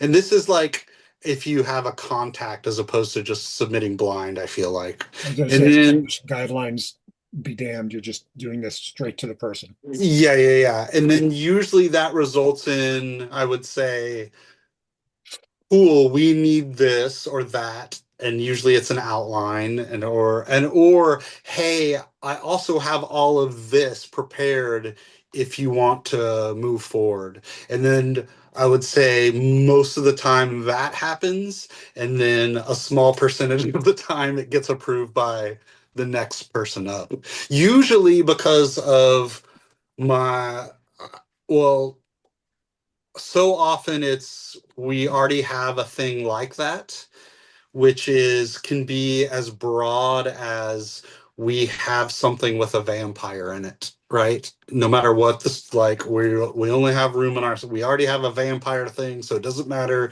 any of the other contexts, that's it. Or I would say we've had like with seriously that Sean and I thought we were moving forward very well with one of the publishers, and then one of the like the owners, one of the top dogs, it has I guess stepfather patricide, and he was like, I can't publish anything with patricide, and I was like, okay. And I don't so understand. I killed my dad. I can't do this. yeah, just write what I know, you know. Yeah. And so I think so. Sometimes some of those adult hooks that I love so much are maybe what kills it. Also, I feel like we skate the same kind of boundaries, or where like we're trying to match up genre with pushing certain buttons, and that's a sweet spot that it takes years to become like a James Gunn, or where James yeah, Gunn can do what he wants, right? Or that kind of a thing, like, because you're not fully in one pond or fully in the other pond. You're doing, again, skating between the two, yeah, and that's a harder sell, to be yeah. honest. And then at the like the reader level, the public level, I always get, oh, that's so weird. It always annoyed me with Odd Schnoz and the Odd Squad. I go, oh, this is weird. I'm like, yeah, did you just read the title? Odd, odd, odd. Yeah, But right. And I'm like, but have you looked what's popular? Have you looked at what actually punches through? It's the weird ideas that got the chance. That's right. I agree. So you did Rainbow Boy with Sean, Yeah, that was our uh, first thing together. what was that, like 6 pages done in one, and that's it? Or Oh, well, first we got into that because I casually knew Mark and Draco through hanging out with Chris Muskevich in San Diego Comic-Con one year. Like had dinner with him. And then so he had the Love is Love anthology. Yes. mm, I was in. That's right, Vito. And so we were at New York Comic Con and he was there, and there was talk of him putting that book together because of the pole shooting that had just happened. And so I said, hey, can I get in there? And he said, well, maybe. It's not a sure thing, even if we got our shit together in time. But you gotta like do it this weekend because we're making decisions by like Sunday or whatever. So I had just started like really chumming around with Sean. He did this really cool drawing of Oddschnoz for me, Adamoka no less, that he just gave to me. It was so cool. I put it on the internet once, but it's just kind of buried in time now. And so I went to him and we were pitching ideas, and he's like, well, there's this, what is it called? Open source character, Like public or domain. public domain character named Rainbow Boy that I drew this, I redesigned, and it got all this heat online. What if we did something with that? And then and then I was also at the time playing these shows at, I think it still exists maybe, I don't know. Not Rock Shop, which is in Brooklyn, but it was like Rock Club or whatever, but it was, a gay bar, but rock themed, and we were doing shows there. I threw an Oni party there. And Not the pyramid. no, I Okay. think it was just called Rock Club, something very Okay. generic. Sure. And so I got to set it there because it's right next door to like the Stonewall Bar or whatever, or I guess that's California, but it had some famous connection. And then I could tell another rock and roll story. I turned it into a rock story, and we knocked it out. And then Mark loved it because it was a different tone. There was that, obviously that anthology was very like a lot of somber stories. Yeah. And then we had this kind of fun thing that was like, kind of uh, getting some punches in on Trump and things like that, and making Right. jokes. And Celebratory. you only got one page. And so then when we had the chance to do that again, and then I think, well, it was Oliver Mertz that approached us, maybe even about, hey, do you want to do another Rainbow Boy story, or just do you want to do a story? And then Sean and I are like, let's keep doing that. And then we eventually developed a full pitch that we pitched to Dynamite because they were doing a lot of those characters, a lot of and they said no. And we did the thing. You remember that book at Marvel? It was like a New Warriors relaunch that I'm not sure, maybe only the first issue came out, but it was Oh, the one with Snowflake? yeah, things like that. Yeah, We were it was New making Warriors. It was, I think it was like it was announced, but I think they pulled it at some point or something. yeah, just based on the character names and stuff. And we were making a lot of those same type of jokes which I think it's just taking modern buzzwords and applying them to a superhero, which seems like we should be doing. But then I did get a little, and they were basically, so we had this big story where they're basically fighting at the time. This is what's so crazy that we're back in this world fighting ICE in New York City, but we called them something else, and they were, you know, had mechas and stuff so that they could fight superpowered people. So yeah, wrote a whole full outline for that, character designs, everything, but that ended up going nowhere. You should But repitch that, man. I think you should repitch that. That seems like Especially Rainbow since it's Boy yeah, and we Ice. could. I mean, come on, like I dust it know. off, man. Yeah, Seriously. that's probably a good idea.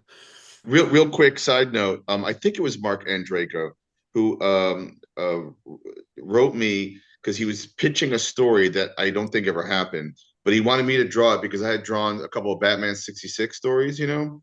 And his idea was to do a team up in a one shot of George Reeves, Superman, Adam West Batman, and Linda Carter, Wonder Woman. Sounds I great. don't think it ever happened, but I was like, oh my God, that would have been, 50s, 60s, 70s versions, Yeah. all together. Finally, I thought that would have been so cool. Mark is one of the coolest guys. I adore that guy.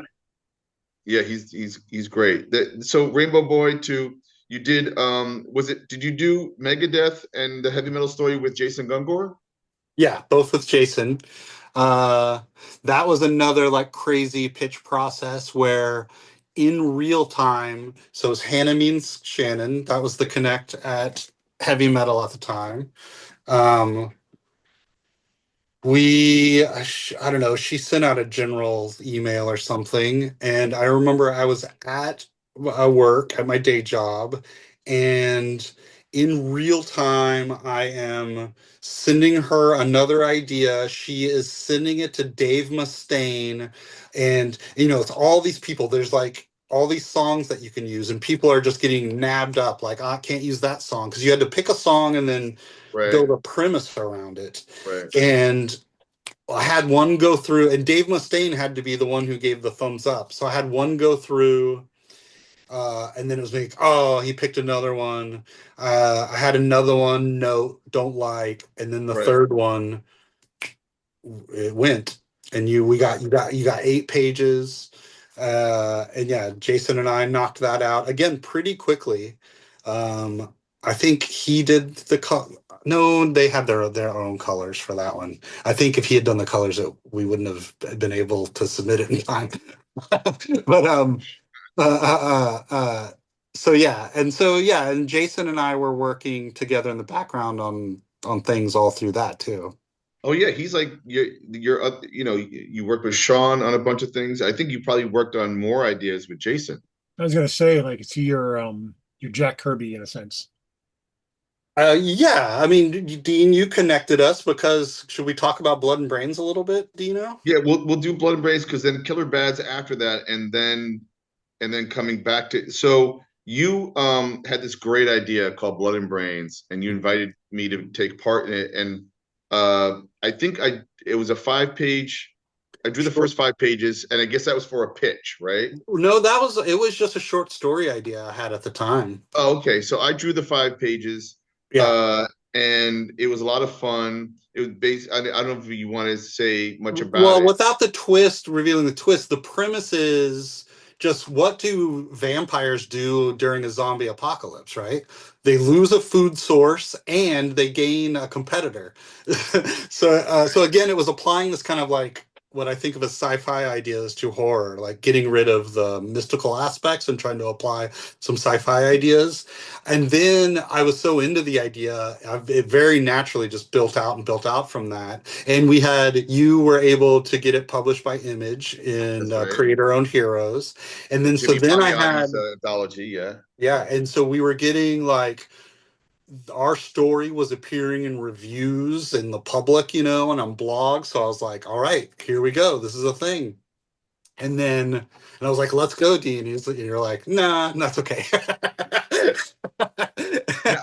What's been happening is I was either doing franchise work that was paying, enough to sustain, and I don't remember what year that was, but then I think I was probably doing the Red Hook, and Yeah, now right. I try to write what I draw as much as I can.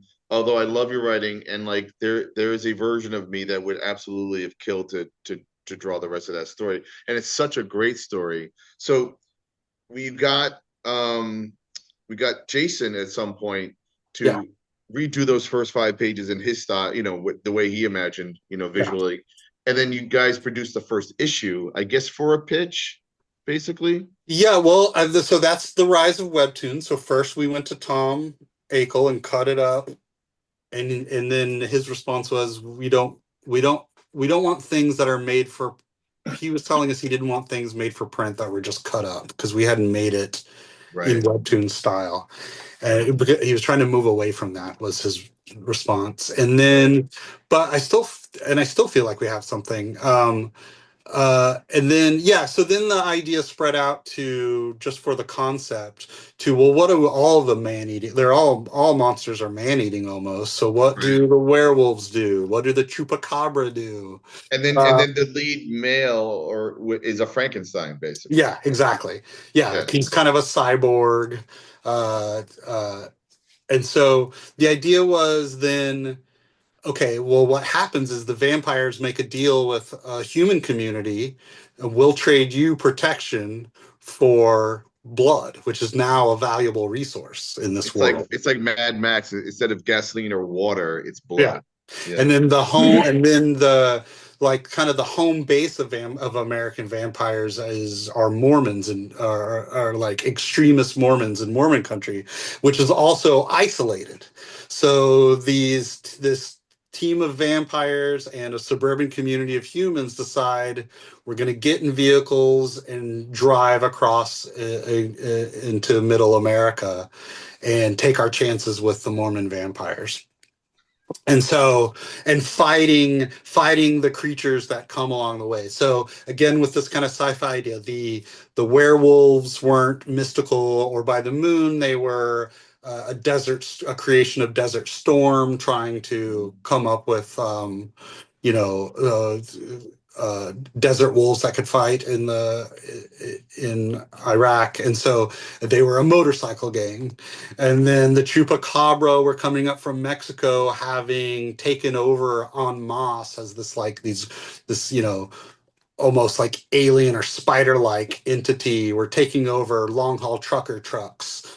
And It's amazing. I mean, it really needs to be, as much as it's great as a comic, it so badly needs to be a movie. Like, yeah, because it really has a like a Max trauma film with a budget, you know? Yeah, it ends up being Mad Max kind of with monsters in Yeah, a lot of ways. I love it so much. It's so I guess we'll get back to Killer Bad in a second, but your new comic that you're debuting at BIX, the Brooklyn Yeah, Independent Comic Showcase, in a couple of weeks, yeah, the uh 18th and 19th, April 18th and in 19th. Brooklyn Industry City, is a comic you're calling Grindhouse. Yeah, I think so. I think that fits Blood and Brains, Absolutely. and just with the levels of gore and you know, they're a little bit splattery and taking these concepts and really amping them up. Like I think of, I'm not always 100% sure what Grindhouse is outside of 70s, some of those 70s movies, but I I, think I like to I use think you it. totally captured that vibe and that feeling. And so the Grindhouse comic is two stories. It's Yeah. your vampire, zombie, Frankenstein, werewolf, it's all the, and then the other one is a ghost story that's basically, I was going to ask you, is it a Ghostbusters pitch that didn't sell?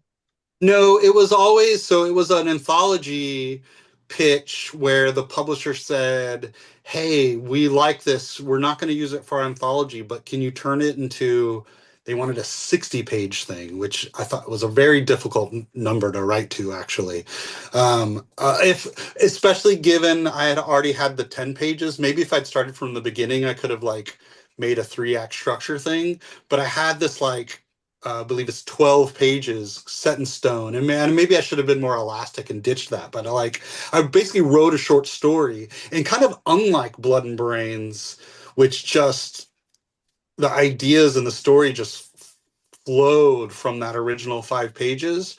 I had a really hard time coming up with this world because it was supposed to be a simple 12-page, here we And I read it, go. and it feels like beginning, middle, end. Like I totally Yeah. get it. I do think that I feel like Blood and Brains, I mean, works better in black and white. I felt like there were a couple of things that happened in the ghost story that I realized, oh, did they just tear the person's skin off, and that's Yeah. their muscle? Like, so maybe coloring would have maybe made it an Sure. easier kind of, I think so. I think so. We'll get there. But but it's great. It's a lot of fun, and I enjoyed it, and I just love that you're doing like these fun horror comics. yeah. Well, and so it's called, yeah, they're the Haunt Blasters. It's called Whom Shall Thou Summon, which is a Victorian play on who you're gonna call, right?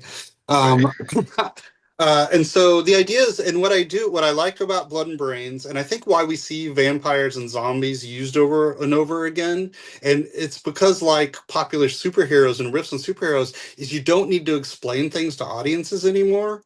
When you go, you can just like get going with the story, because What you if you just said, remind me later when we talk about this, yeah. that very thing you just said about how audiences can pick up on certain things, because we've been inundated, by the way, with so much stuff Yeah, that it's a quick shorthand. So, exactly.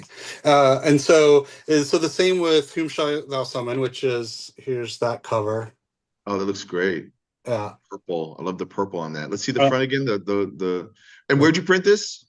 They're called Comic Impressions. I printed Killer Bad with them. I printed Gonad with them before SourcePoint got involved, and that Scout used them for Ghost, Okay. which Where yeah, where are they located? in Florida. Okay. And was it a quick turnaround or? So I placed this order, I want to say 2 or 3 weeks ago. Okay. So you just got copies like yesterday or something Yeah, or? literally last night. And that Awesome. was just I got such a joy and thrill of getting Gonad placed somewhere that I like, oh, I'm gonna make an ad. I'm gonna make a Yo, handbill. And then I was like, Put that well, back up again. That uh, ad. yeah, it's a riff on Cerebus. I was just about to say that looks like a service ad. Yeah, exactly. And so uh, uh, um and so I was like, well, I get sick of some of these things just existing on my hard drive. And I know I'm going to be at more cons, and I think making something that's around 40 pages, I can move for $10 all day at these easily, cons. ten easily, and bucks. and done in one, man. I mean, yeah, sure, Yeah, Blood and Brains. There's more to the story, but I know it's a substantial first issue, and yeah. maybe that'll get you a deal. Maybe somebody will be interested in Well, it. and then I get to hand something to hand to editors. Yeah, exactly. When I'm at these cons, so I plan to be at cons more next year because Gonad will come out in the either late third quarter or early fourth quarter, And who's fall. publishing Gonad? Source Point Press. That's right, Source Point. Yeah. And two more things before we move on. I wanted to talk about your other collaborators with Jason Gungor, which is Killer Bad. Yes. So that was imagining um, superheroes as a slasher movie sort of thing. Like, what if, and trying to make a '90s comic. So I don't know. You're wearing the shirt. I'm wearing the shirt. We've got our '90s cover, and this came from Jason and I were having a meeting about continuing Blood and Brains, and then we just started riffing on '90s comics instead for like an hour and a half, and we both had like these names that we'd come up with. Like when I was a kid, like one of the characters, the speedster character, was maybe one of the first comic book characters I ever created. Um, and when I say kid, maybe like early college, like like That's a kid. 17 or 18. Right, Um, right, uh, uh, and the idea was it was a speedster who had his back broken, so he had to wear an exoskeleton that slowed him down, but he was still pretty fast and strong. And right. so anyway, so that character is in Killer Bad, and then we were literally just coming up with with characters based on their silly '90s names. So he had the name War Wound, and I was like, "Ooh, that's a guy who." Whatever you do to him happens. He's like a voodoo doll, like a living voodoo doll. So in a super powered world, if the Hulk punches him, the Hulk explodes Right, right, into right. goo. And so we had him.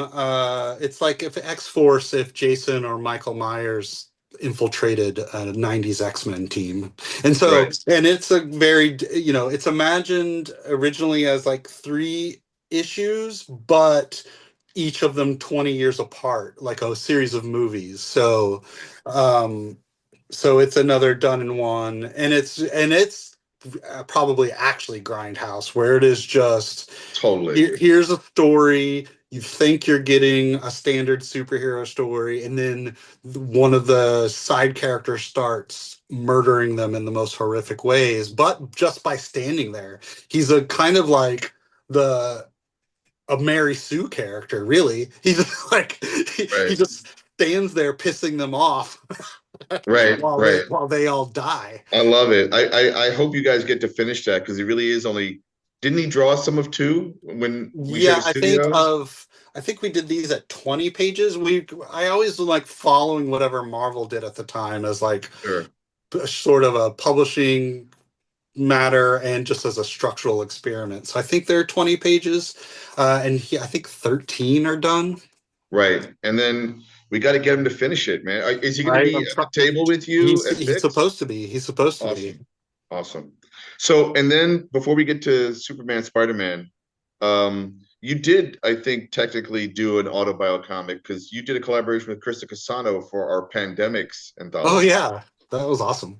Uh, Um, I, I think I, about that comic all the time because I don't go towards there anymore because we moved. But yeah, it was a story about it was like the weekend before the day before De Blasio was going to announce New York is shutting down. mhm. So I had those the painter's masks that you wear with the two things, and I had goggles, and this was all all my Americans UK post-apocalyptic outfit shit. Yep, yep, yep, It was all yep. stuff I'd bought at like Home Depot. You were And so prepared. I was prepared. And so I threw all that on and went to Whole Foods and just put as much food and all there was no chicken or beef left. You could only get pork and seafood. So just as much protein and frozen vegetables, just filled up a cart literally overflowing. And then just with a pineapple sitting on top like it is in the story, and then just and at the time I had a 2-year-old that turned 3, and just like, all right, and at the time it was like, all right, we're all gonna have to hole up for like 4 weeks, and it'll be gone because everyone will do that, and so it won't spread anymore. And so I was like, I don't know, this has got to be like 3 or 4 weeks of food.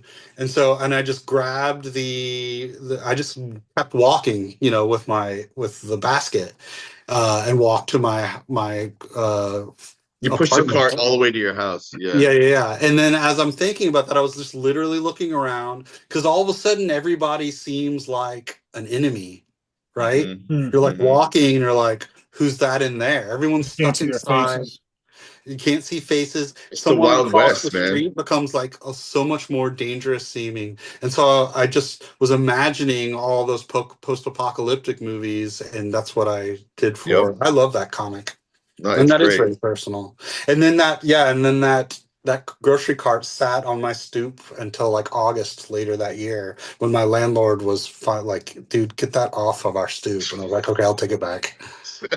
And I basically did not leave our stoop or for that food. It really did last at least 3.5, 3 or 4 weeks, I'd say. Yep. Yep. Um, we're gonna get into because we're getting close to the end of this, but uh, Jeff, quick, just knee-jerk reaction. If Marvel or DC called you up and said, write a character for one of our characters, who's the character you want to write for Marvel or DC or both?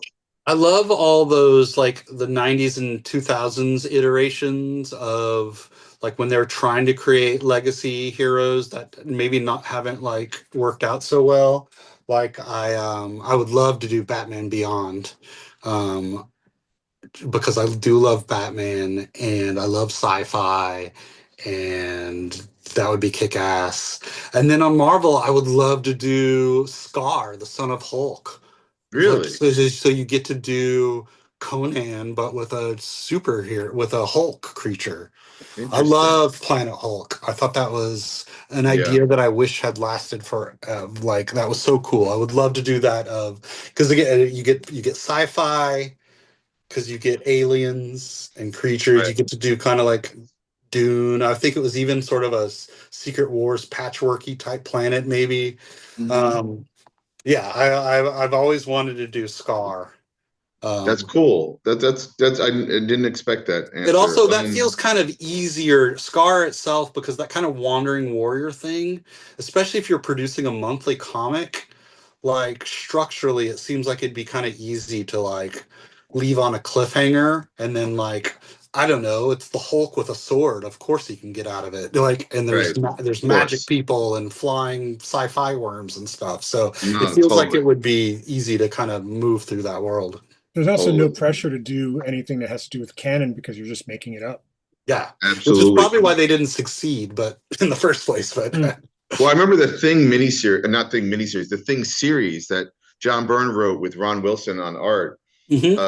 Veered into like he went off planet and was like, That and I was remember as a post. And he just kid, had a beard. He was human with a beard. he Those are was some of human my with a first beard Marvel comics, actually. and black spandex,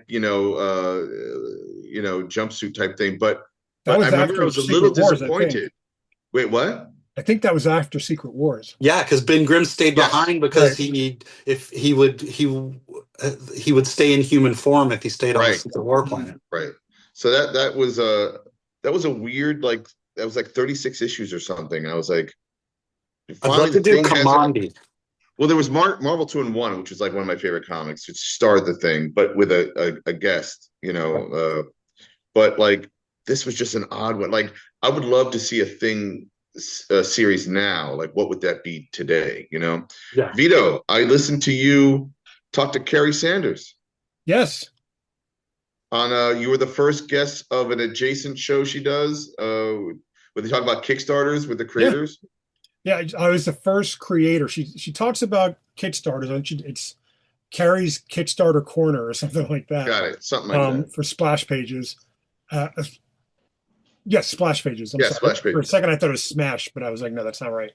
And we talked for about 45 minutes about the Stray Kickstarter, which as of tonight has 1 week left.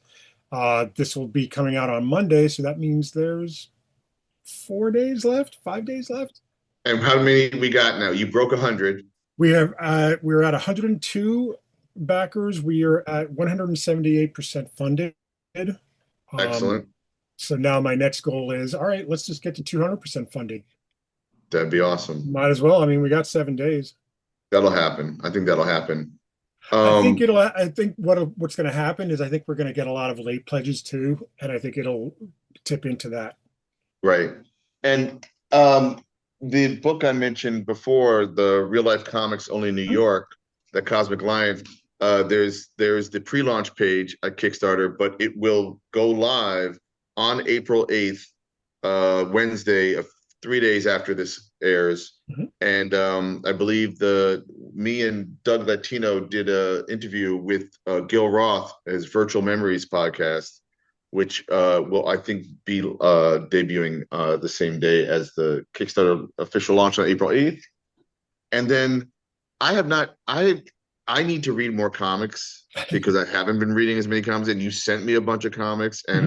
But I realized I did grab the Superman, Spider-Man one shot that DC published because there's going to be a Marvel version like they did with Batman and Deadpool, right? So I read this comic, and did we all read it? What cover did you get? I got the Jim Lee. I could not get the Jim Lee cover. Oh, I got the A cover by what's his name? This is Jorge Jimenez, I think. He's an unbelievable artist, this guy. Yeah, it's kind of sick. Yeah, it's weird. Him and Dan Mora, like, what is going on? I don't know. Right? Like, and they're both good looking too. Like it's like beautiful people. It's yeah. not fair. It's uncool. Well, I can I just tell you my impressions, and then we'll talk about. So Mark Waid wrote the main story with Jorge Jimenez, and I don't know how you say Tom U. Mori, the colorist. Tom Mori, I think. Tom Napolitano, the letterer, and Marie Javins, editor. Dude, I cried. I actually cried when, I don't want to spoil, but it starts to get. Listen, we all know Spider-Man and Superman are going to live through anything, right? But when you can make me feel like there's danger, like actual danger, or how are you going to get out of this, or whatever, and they pay homage a little bit to a famous Steve Ditko, Stan Lee Spider-Man story a little bit, and the way it would cut back and forth through how it ends was so dramatic to me and so beautiful. And I also loved, first of all, the writing's great, the art's great. It's perfect. It's a perfect, like, and what you said earlier, Jeff, about like there's like a shorthand that you don't have to explain to certain readers. Like Mark Waid just did the same thing. He's like, you just see you're introduced to Clark Kent and Peter Parker through their press badges or whatever, and they're on a case together. You don't know how they met, or maybe they met in the original Superman Spider-Man. Sure, but they know each other. I didn't think of that. That's interesting. Yeah, they know each know other, each and other, it's and just there's no assumed. explain, and they Yeah, know that's great. their secret identities, and it doesn't matter. They're Nope. on the case. There's a Yeah. case to be solved here, and they get right into it. And there isn't any of that, like, "Hey, you're not. Are you really? Oh my, that kind of a thing." It's so perfect, Yeah. this story, And it and it's uses also all for a their very big, lore both perfectly the too. lore The and but also, kryptonites. absolutely, it has kryptonite. It has Doctor Octopus. It's got who's the other villain? The robot Brainiac. Brainiac. Brainiac. It's perfection. And even if you, and this is what my criticism for the rest of the book is even if you are not necessarily a regular reader of Superman and Spider-Man, because of the movies, because we know these characters, because Mark Waid wrote it, he understands that a lot of people who don't read comics might pick up this comic. Mhm. Yeah. And so he wrote it with that in mind, and it's so easy to understand. Now the rest of it, well, first of all, what did you guys think of the lead story? Well, I said Loved it. last week, I thought it was perfect. I Yeah. mean, if you're not going to get a better comic book writer than Mark Waid to kind of show how much these are the two most beloved characters in all of comic fiction, then you've got one of the greatest current artists, like at the top of his game. Like the guy just did Batman with Matt Fraction, which I showed a couple of weeks ago with the Joker spread and everything like that, and then did this in the same month. He was like just firing in all cylinders. Yeah, and I like how they are friendly with each other, and it's like they're not like sniping and like meh meh meh meh. They like Peter still gets to quip or whatever, but they're not like His they're not only his only fighting the issue, entire time. Peter Parker's only issue with Superman or Clark Kent is wait for me. Like you're Yeah. already. Let me Yeah. take off my shoes and get my mask on. Like, and then he's saving his ass at one point. It's good God, this is a perfect comic. And then I don't know, I got emotional. It made me feel like a kid again. That's a Which I that's a think good is. that's a good way to put it. And then we'll just quickly go through the other stories. Your guy Jim Lee did a story with Tom King featuring Lois Lane and Mary Jane that I liked a lot. I thought this was pretty successful because it focused on the ladies and how Yeah. they deal with their men, their supermen. And then I guess I'm not going to spoil so much. So there's a character that shows up I that love I have. that cameo. That's what made me So cry. really, so I have no affection for that character. What for us? Not even for. I didn't. That's not a guy or I a mean, just character Jim that. Lee's X-Men prior to X-Men #1, actually. I mean, my real is the Silvestri run, but yeah, just that was so important to me at age, what is it, 15? I don't know.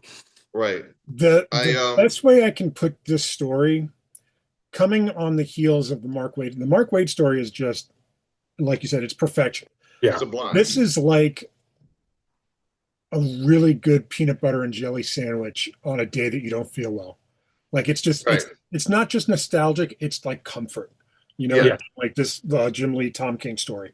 Like Right. it's not shattering anything, it's not creating any kind of new mythology or anything. It's two women that are talking about their respective partners, and then all of a sudden you get that cameo on a double page spread, no less, and it's like, yeah, that's exactly what you want. This guy, you want Jim Lee to draw this in this kind of moment, especially since he hasn't been working on Marvel characters for a long time.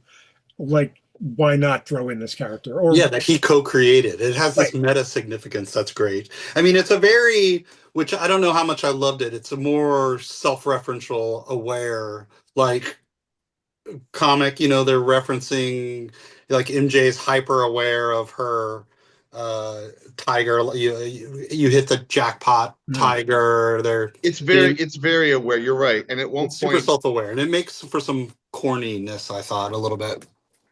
but also at one point, I thought they were pointing toward the reader, me, for about a whole page until you get the beginning of the cameo. So I was a little confused. I was like, wait, they're talking to me, the reader? Like, because they're looking at somebody, right? Off camera. This is a really weird thing. But and I want to see if I hiccuped on that Lois was pink and MJ was orange for the caption boxes because I associate MJ with modeling and more I, I don't know whatever more femininity that brings to the character. I'll tell you what it probably came down to, Jeff. It came down to this. It's a very colorful comic. It was colored by Alex Sinclair, Yeah. and I feel like it's a Longtime case Jim Lee. of like what caption colors would look best Well, next I'm to just saying that art. pink was assigned to Lois instead of MJ. I kept kind of like my brain just kept thinking I was reading an MJ caption because it was pink, if that makes Well, I sense. think the orange speaks to her red hair, Yeah, maybe. and That's that's probably kind of what. just Yeah, like the exactly easier that tell. And too. it's like, all right, well, we Maybe got it's to just go pink feminine. doesn't match Lois in my brain. Yeah, I I agree. would say a Like a violet, dark maybe. gray. No. Yeah, maybe. So the next story is called Tapping In, Which and looks beautiful. it looks great. It's Superboy Prime, which I didn't know. I don't know what that is. I can explain it And to you.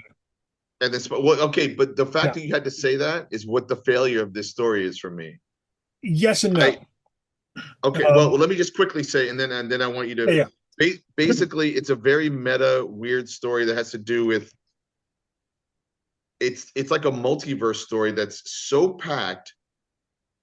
I got confused. I didn't really understand this story. Can It's I a can you also help don't me, Vito? the stories that don't end, that is my big pet peeve in this This book doesn't end too. at all. It just begins. Yeah, yeah, yeah. It's yeah. So it's it's the beginning of a story. The thing about Superboy Prime, Dean, you've said it on the show before, and I don't know how true it actually is, but you've always said that your not comics knowledge, but your reference, your frame of references for comics end at 1980 or so. Like the basically the mid '80s. Yeah. So this, if you've never read Crisis on Infinite Earths, you don't understand that Superboy Prime is from an alternate Earth. Oh, I did read Crisis. Okay, but Earth, like that Superboy is from an Earth that is basically our real world, and he's the only superhero on that world. So many years later, he goes crazy because he doesn't have anybody. Like all of his world is dead because of the anti-monitor, etc. So when he speaks, it's very much metatextual, like because he's speaking like he's one of us. He's not speaking like he's a superhero, even though he is. He's speaking like he's from our world going into a superhero world. And Mhm. again, like it's not going to explain that to you in 5, 6 pages, whatever it is. But it's how I felt about the story was it is very confusing. Just even with me having that knowledge, and like when it's taking place with the black costume, etc. Like it's just like, It's oh, also a bunch of comic book pages are flying all over the place, and they're trying right. to get into a panel real quick. And like it's very, in some ways, it wants to be a Grant Morrison story, but it's not enough pages. And listen, the creators that worked on this, Christopher Priest. he just goes by Priest in this. Yeah. Daniel St. Pierre, Willie Schubert, Alejandro Sanchez, like they know how to make comics. It just seems so packed that I never latched onto anything in this story and just gave up. And it's just the beginning of a potential story that I could see there being a series of. I and think, oh, go ahead, Jeff. I'm sorry. I was just going to say to Dean's point about how packed it was, it also, I got really hung up that it kind of wasted a page having Superboy make this deal with the High Evolutionary. And then on the next page go, oh, never mind. I didn't really betray you and Yeah. disappear. It just like there was no motivation for that. I was like, why did we spend this time setting this up just to kind of negate it a moment later when there's like not a lot of page space to deal with? I was just going back to the first page. I was wondering, did it end by going back to the first page? Was that what was happening? Like, is there a circle here? But I don't think that's what I don't happens. I think think it's that's the just case. I would be interested to read this story again and actually try to figure out what those pages in the background mean. what they're reference or what they Yeah. mean. Yeah. All right. The next one was Superboy and Spider-Man 2099. Now, This is I've Jeff's never read. jam right here. I was going to say I would love to do Spider-Man 2099 also. I've never read Spider-Man 2099. It's done by Sean Murphy, who's an incredible artist and a good writer. And this one was also like I didn't really get it. Doesn't end. Yeah, it's the same thing. It doesn't actually tell a story at all. In fact, it says end. I'm like, you gotta be kidding me. And then I have to say, there's a really cool looking Batman in here that I don't know these characters. That's Batman Beyond. That's who I was saying. That's who you were talking about, Batman Beyond. Yeah, I like him, man. He looks cool. Yeah, he kicks ass. And then they have that's why I was saying this is Jeff's jam. Yeah. But it's not enough. Again, not enough. I don't know why this story exists, because it just kind of sets up a story. The Jimmy Carnage, Jimmy Olsen story, by Matt Fraction and Steve Lieber, Nathan Fairburn, and Clayton Cowles. You know what? This worked. I think so too. Like I said, totally worked. If you buy it for nothing else, I mean, it's everything else, like the Mark Waid story is the reason to buy it. Oh yeah, but this is the reason to keep reading after.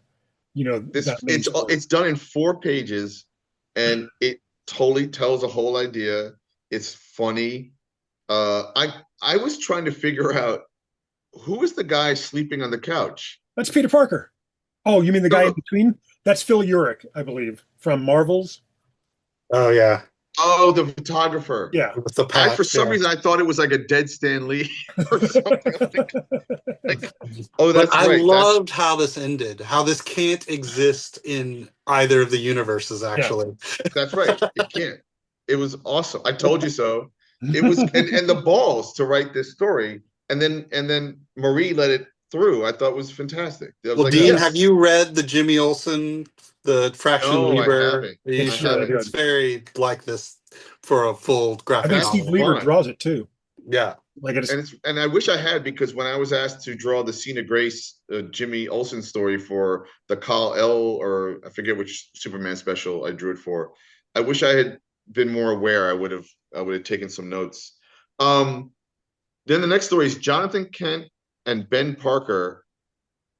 And it's called The Bridge, and it's done by Jeff Lemire and Rafa Sandoval, Ulysses Areola, and Becca Carey. I thought it was a nice story. That's fine. I'm trying to figure out who's Ben Parker.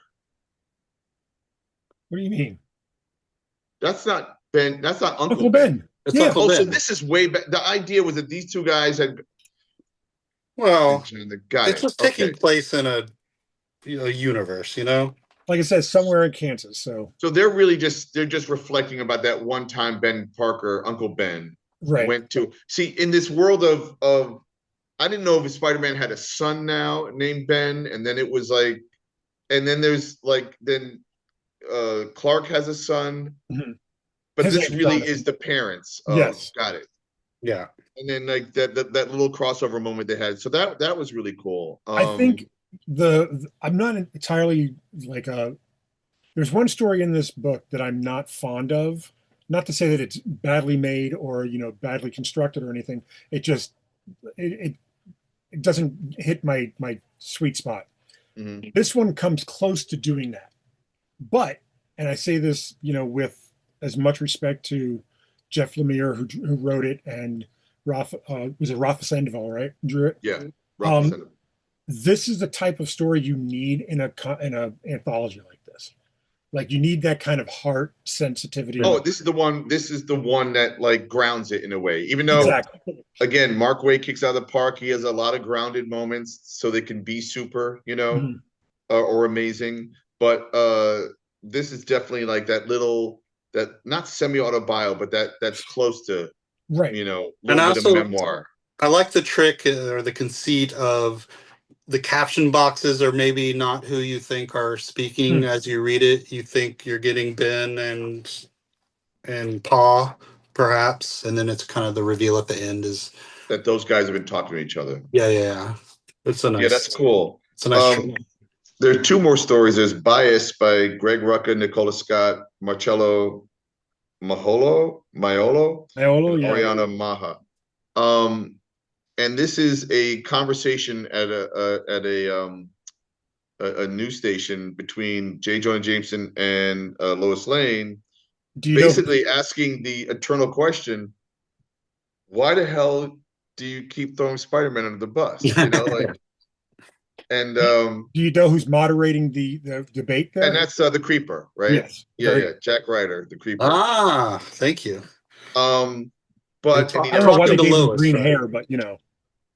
But and then Spider-Man and Superman are watching, you know, from the well, Clark Kent is watching it, and then Spider-Man's hanging from the rafters. But I thought it was a good idea that I wanted to explore further, if that makes sense. Yeah, you know, the thing about Greg, and especially, you know, like in this story, is that all of the mechanics are there. Like he knows how a newsroom works. You know what I mean? And he knows how to switch Right. back and forth, you know, like with, I mean, I don't know how much of it is his direction and how much of it is Nicola's, you know, watching newscasts and knowing how to switch between, you know, like speakers in a Right. control room. But it for me, it felt lived in and it felt real. You know what I mean? Like if that makes Yeah, any sense. yeah. Well, And Nicola Scott's art, I think, really sings here. That Mhm. the page where it's Cap and the FF and Wonder Woman, it's really. And again, it has a resolution. It ends like Yes. every story yeah, that ended just like was got an extra star or whatever. totally. And the last story has an ending, and it's a fun story between the Punisher and Power Girl, called Blind Date, written by Gail Simone with art by Belen Ortega, Mhm. colored by Jordi Belair, and lettered by Lucas Gattoni. Um, it's fun. It's a fun little thing. Like you make the Punisher hold a pink umbrella in the rain on the first page. Um, and you know, you have a female character that can more than take care of herself in a hairy situation. And then it's implied that they're going to go and have sex at the end, Yeah. which is like, I find that a little out of character. This is the one that I wasn't crazy about. oh, okay. Same. I don't know. I don't know. I didn't know Punisher. I don't know Power Girl that well. Number one, Belen Ortega's artwork is fantastic, but the story suffers a little bit because Amanda Connor didn't draw it. Oh yeah. Like if Well, Amanda drew this, it would be pitch yeah. perfect. Like it's absolutely everything you want, you know?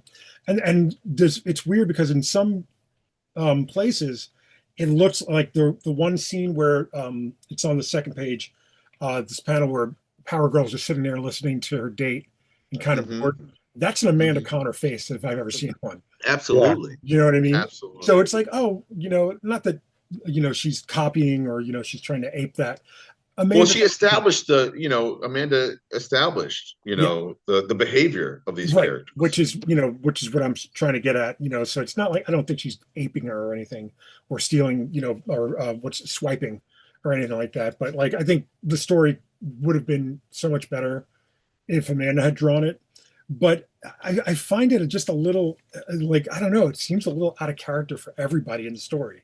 Yeah. It, it, it definitely it's definitely you have to suspend disbelief Oh as my God, one yeah. says. Well, especially I like the idea of like let's take these characters that you can never imagine together actually. Like Yeah. I was surprised that this was the pairing. But also I've read enough Punisher comics like, oh wait, you don't talk Frank out of not killing the bad guys. Like that's literally his whole Well, that's thing. why it's kind of a joke. Yeah, The yeah, story's like a joke, and that's what it's meant. But I'll tell you, there's a character in here that I want to know more about, and he This looks story, like he looks like a yellow or orange Batman. Catman. It's probably It's Catman. Catman. yeah. Who Gail Simone famously wrote in Secret whatever Six. six, yeah, Yeah, Secret Six. Secret Six. Oh, I want to draw Catman. Catman is sitting across from the chameleon, which I think is great. Um, Yeah, and then there's like another. There's a ghost in there. There's a guy with a top hat that's a ghost. Like, Gentleman Gentleman Ghost. Ghost. oh, the gentleman ghost. Is that the Taskmaster in there as Hmm. well? Hmm. I See mean, the I kind of Taskmaster? know. Yeah, that's Taskmaster because on the next page, like in the page where they start fighting, this one, you can see him better Right, And there. right, the, right, and the chameleon is right. you said the chameleon, Vito, Yep. yeah. And I think And like that's there's a fly guy, a fly looking guy. Firefly, Oh Firebug. my! Firefly But look Batman. at that dude. That Catman is wearing like a tuxedo and like an orange yellow Batman mask. Like Oh, I can't wait for you to discover Catman now I gotta, and I start gotta drawing fan read art of Catman. Catman. Yeah. So I mean, listen. The lead story alone is worth the price of admission. Absolutely. Yeah. It's incredible. And look, the back cover is an ad for World Finest number 50. Which came out Uh, last week. it came out? Yep. Oh, I haven't gotten it yet. Yeah, I have to pick mine up. It came out last week. I'm looking Are you forward. getting the Weird Al variant, Vito? No, not at all. Oh, I'll God, get the Weird Al. the double like the I graphic mean, novel. bravo to Mark for writing 50 consecutive issues of his favorite characters. Yeah. Yeah, absolutely. Congratulations. So let me ask you this, yeah. Dean, before we go. A couple of weeks ago, I mentioned it. You sent me a an article that somebody wrote that this exact comic, was the end of comics, was the end of the superhero comic. Oh, who said that, or who I wrote can't that? remember who said it. I don't remember where. Like you sent me a link, and I can't remember where I saw it. I know it wasn't Bleeding Cool. It was somewhere else. No, yeah. And I forget what the premise was from that critique. I think it was that we've tried everything else. Now we have to go back to doing this. So it's Oh, it's kind of like the criticism of Hollywood. Like, there's no more right, new original ideas, so we do sequels Or now. variant covers. Or exactly. variant. Yeah. So did you enjoy the last comic you'll ever read? Yeah. Dude, in a way, if you told me that was the last, if you told me that Mark Waid was the Absolutely. last, I'd be okay. Yeah, absolutely. I I'm okay. 100% agree with you. Right. Like if this were the last comic I ever got to buy and read, good, Right. fine, we did it. Are y'all We did reading everybody. the Are y'all reading the Absolute stuff? Some of it? I stopped picking up I actually sent Dean my copies of Absolute Batman just so he could know what I the haven't read yet, and I conversation will. was. And I've been picking up Martian Manhunter, which I have not read yet. I'm going to read it when it's all done. See, And I then get them. I get them as those slim hardcovers, so I get like a full meal each time. I have a hard. Other than things like this, or to support a friend who has something on the newsstand or in a comic book store, I do not buy singles. Well, the singles that I'm creating, if we want to veer real quickly to Yeah. end it on this, is I'm super aware of how difficult it is to pick up issue 6 or issue 792, in the middle of an arc.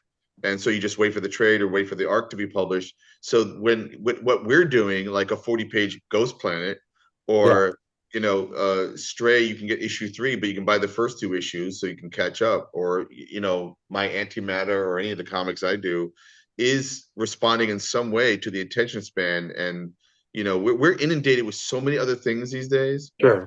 It's also a storage issue. I don't want to put things in a box and then slide that box under my bed. I'd rather at least have them by. And the resale value, it's hard to sell single. Like if I want to get rid of something, it's kind of easier to get rid of a trade paperback than it is or a hardcover than it is to get rid of a floppy anymore. Unless it's an old comic. My library likes old like floppies too. Like I donate to the library here, so like they'll take the floppies and the books. I basically built their comic book graphic novel section like single-handedly.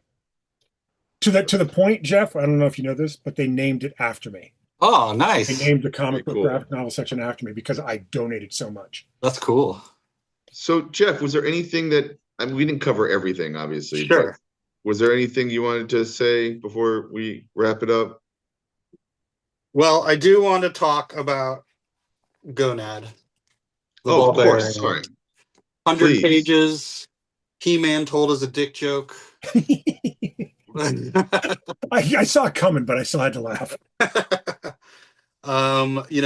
It was something, again, I created when I was like 13 and trying to draw comics. And I remember, Conan the Barbarian. Conan was on HBO is emerging when I'm 13, and that's like on repeat on cable. And anyone can draw a circle holding a sword. And it just always hung on to me. And then when I met Blake on the Jinx World boards, he was an artist who he did the Zombies Attack comic with me. I ran some of his, he was doing like baseball player bio comics that he was printing up at Kinko. So I ran those on Trip City. I cut the PDFs up into slides for him and ran that. And then when Webtoons had like some contest or something like that, like for what way out ideas or whatever, I was like, let's do this. And so, and having had that conversation with Tom, we made it as for Scroll first. And then I don't know, we kind of lost our drive, but we kept just making the pages in the background. And then I finished it, I kickstarted it just to get copies for, tabling and such. And then Source Point, and I showed it to Dirk Manning, who is, spearheading the relaunch of Source Point at New York Comic Con this year. And he was like, let's do this. So That's awesome. Congratulations, man. thank you. So having and Source Point, it just gets it into comic book stores, and then gets me more copies for the tables. And it's optics. I mean, I have lost those optics. I'm not being in the store. I need to get back into the store at some point. So. Right, because it's more podcasts. It's appearing in maybe on Bleeding Cool or what. I mean, sure. So many of the comics websites have gone to pod also. So right.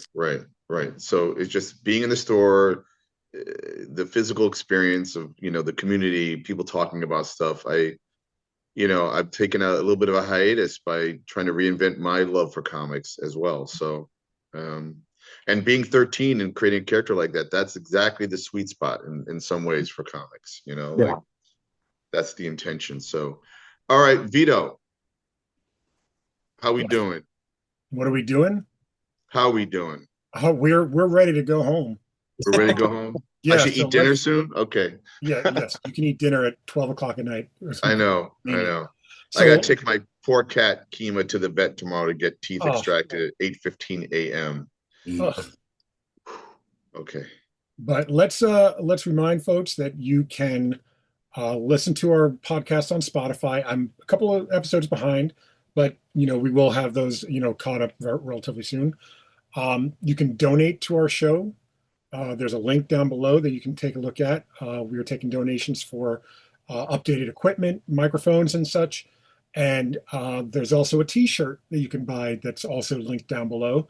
A wet T-shirt? A wet one? That's up to you, my friend.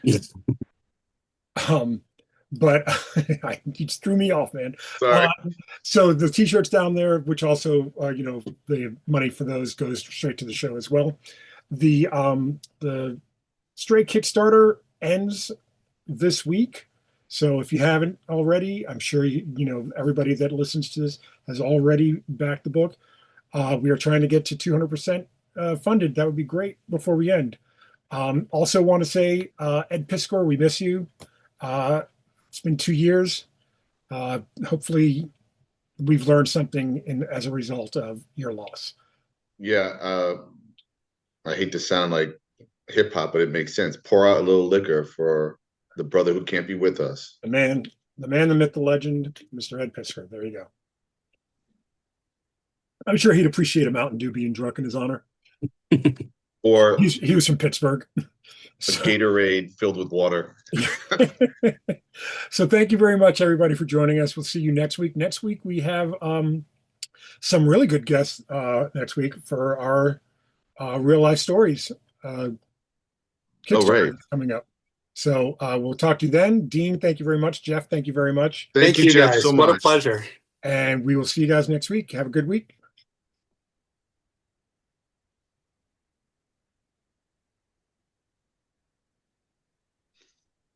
What is happening? Why is it still recording? There we go.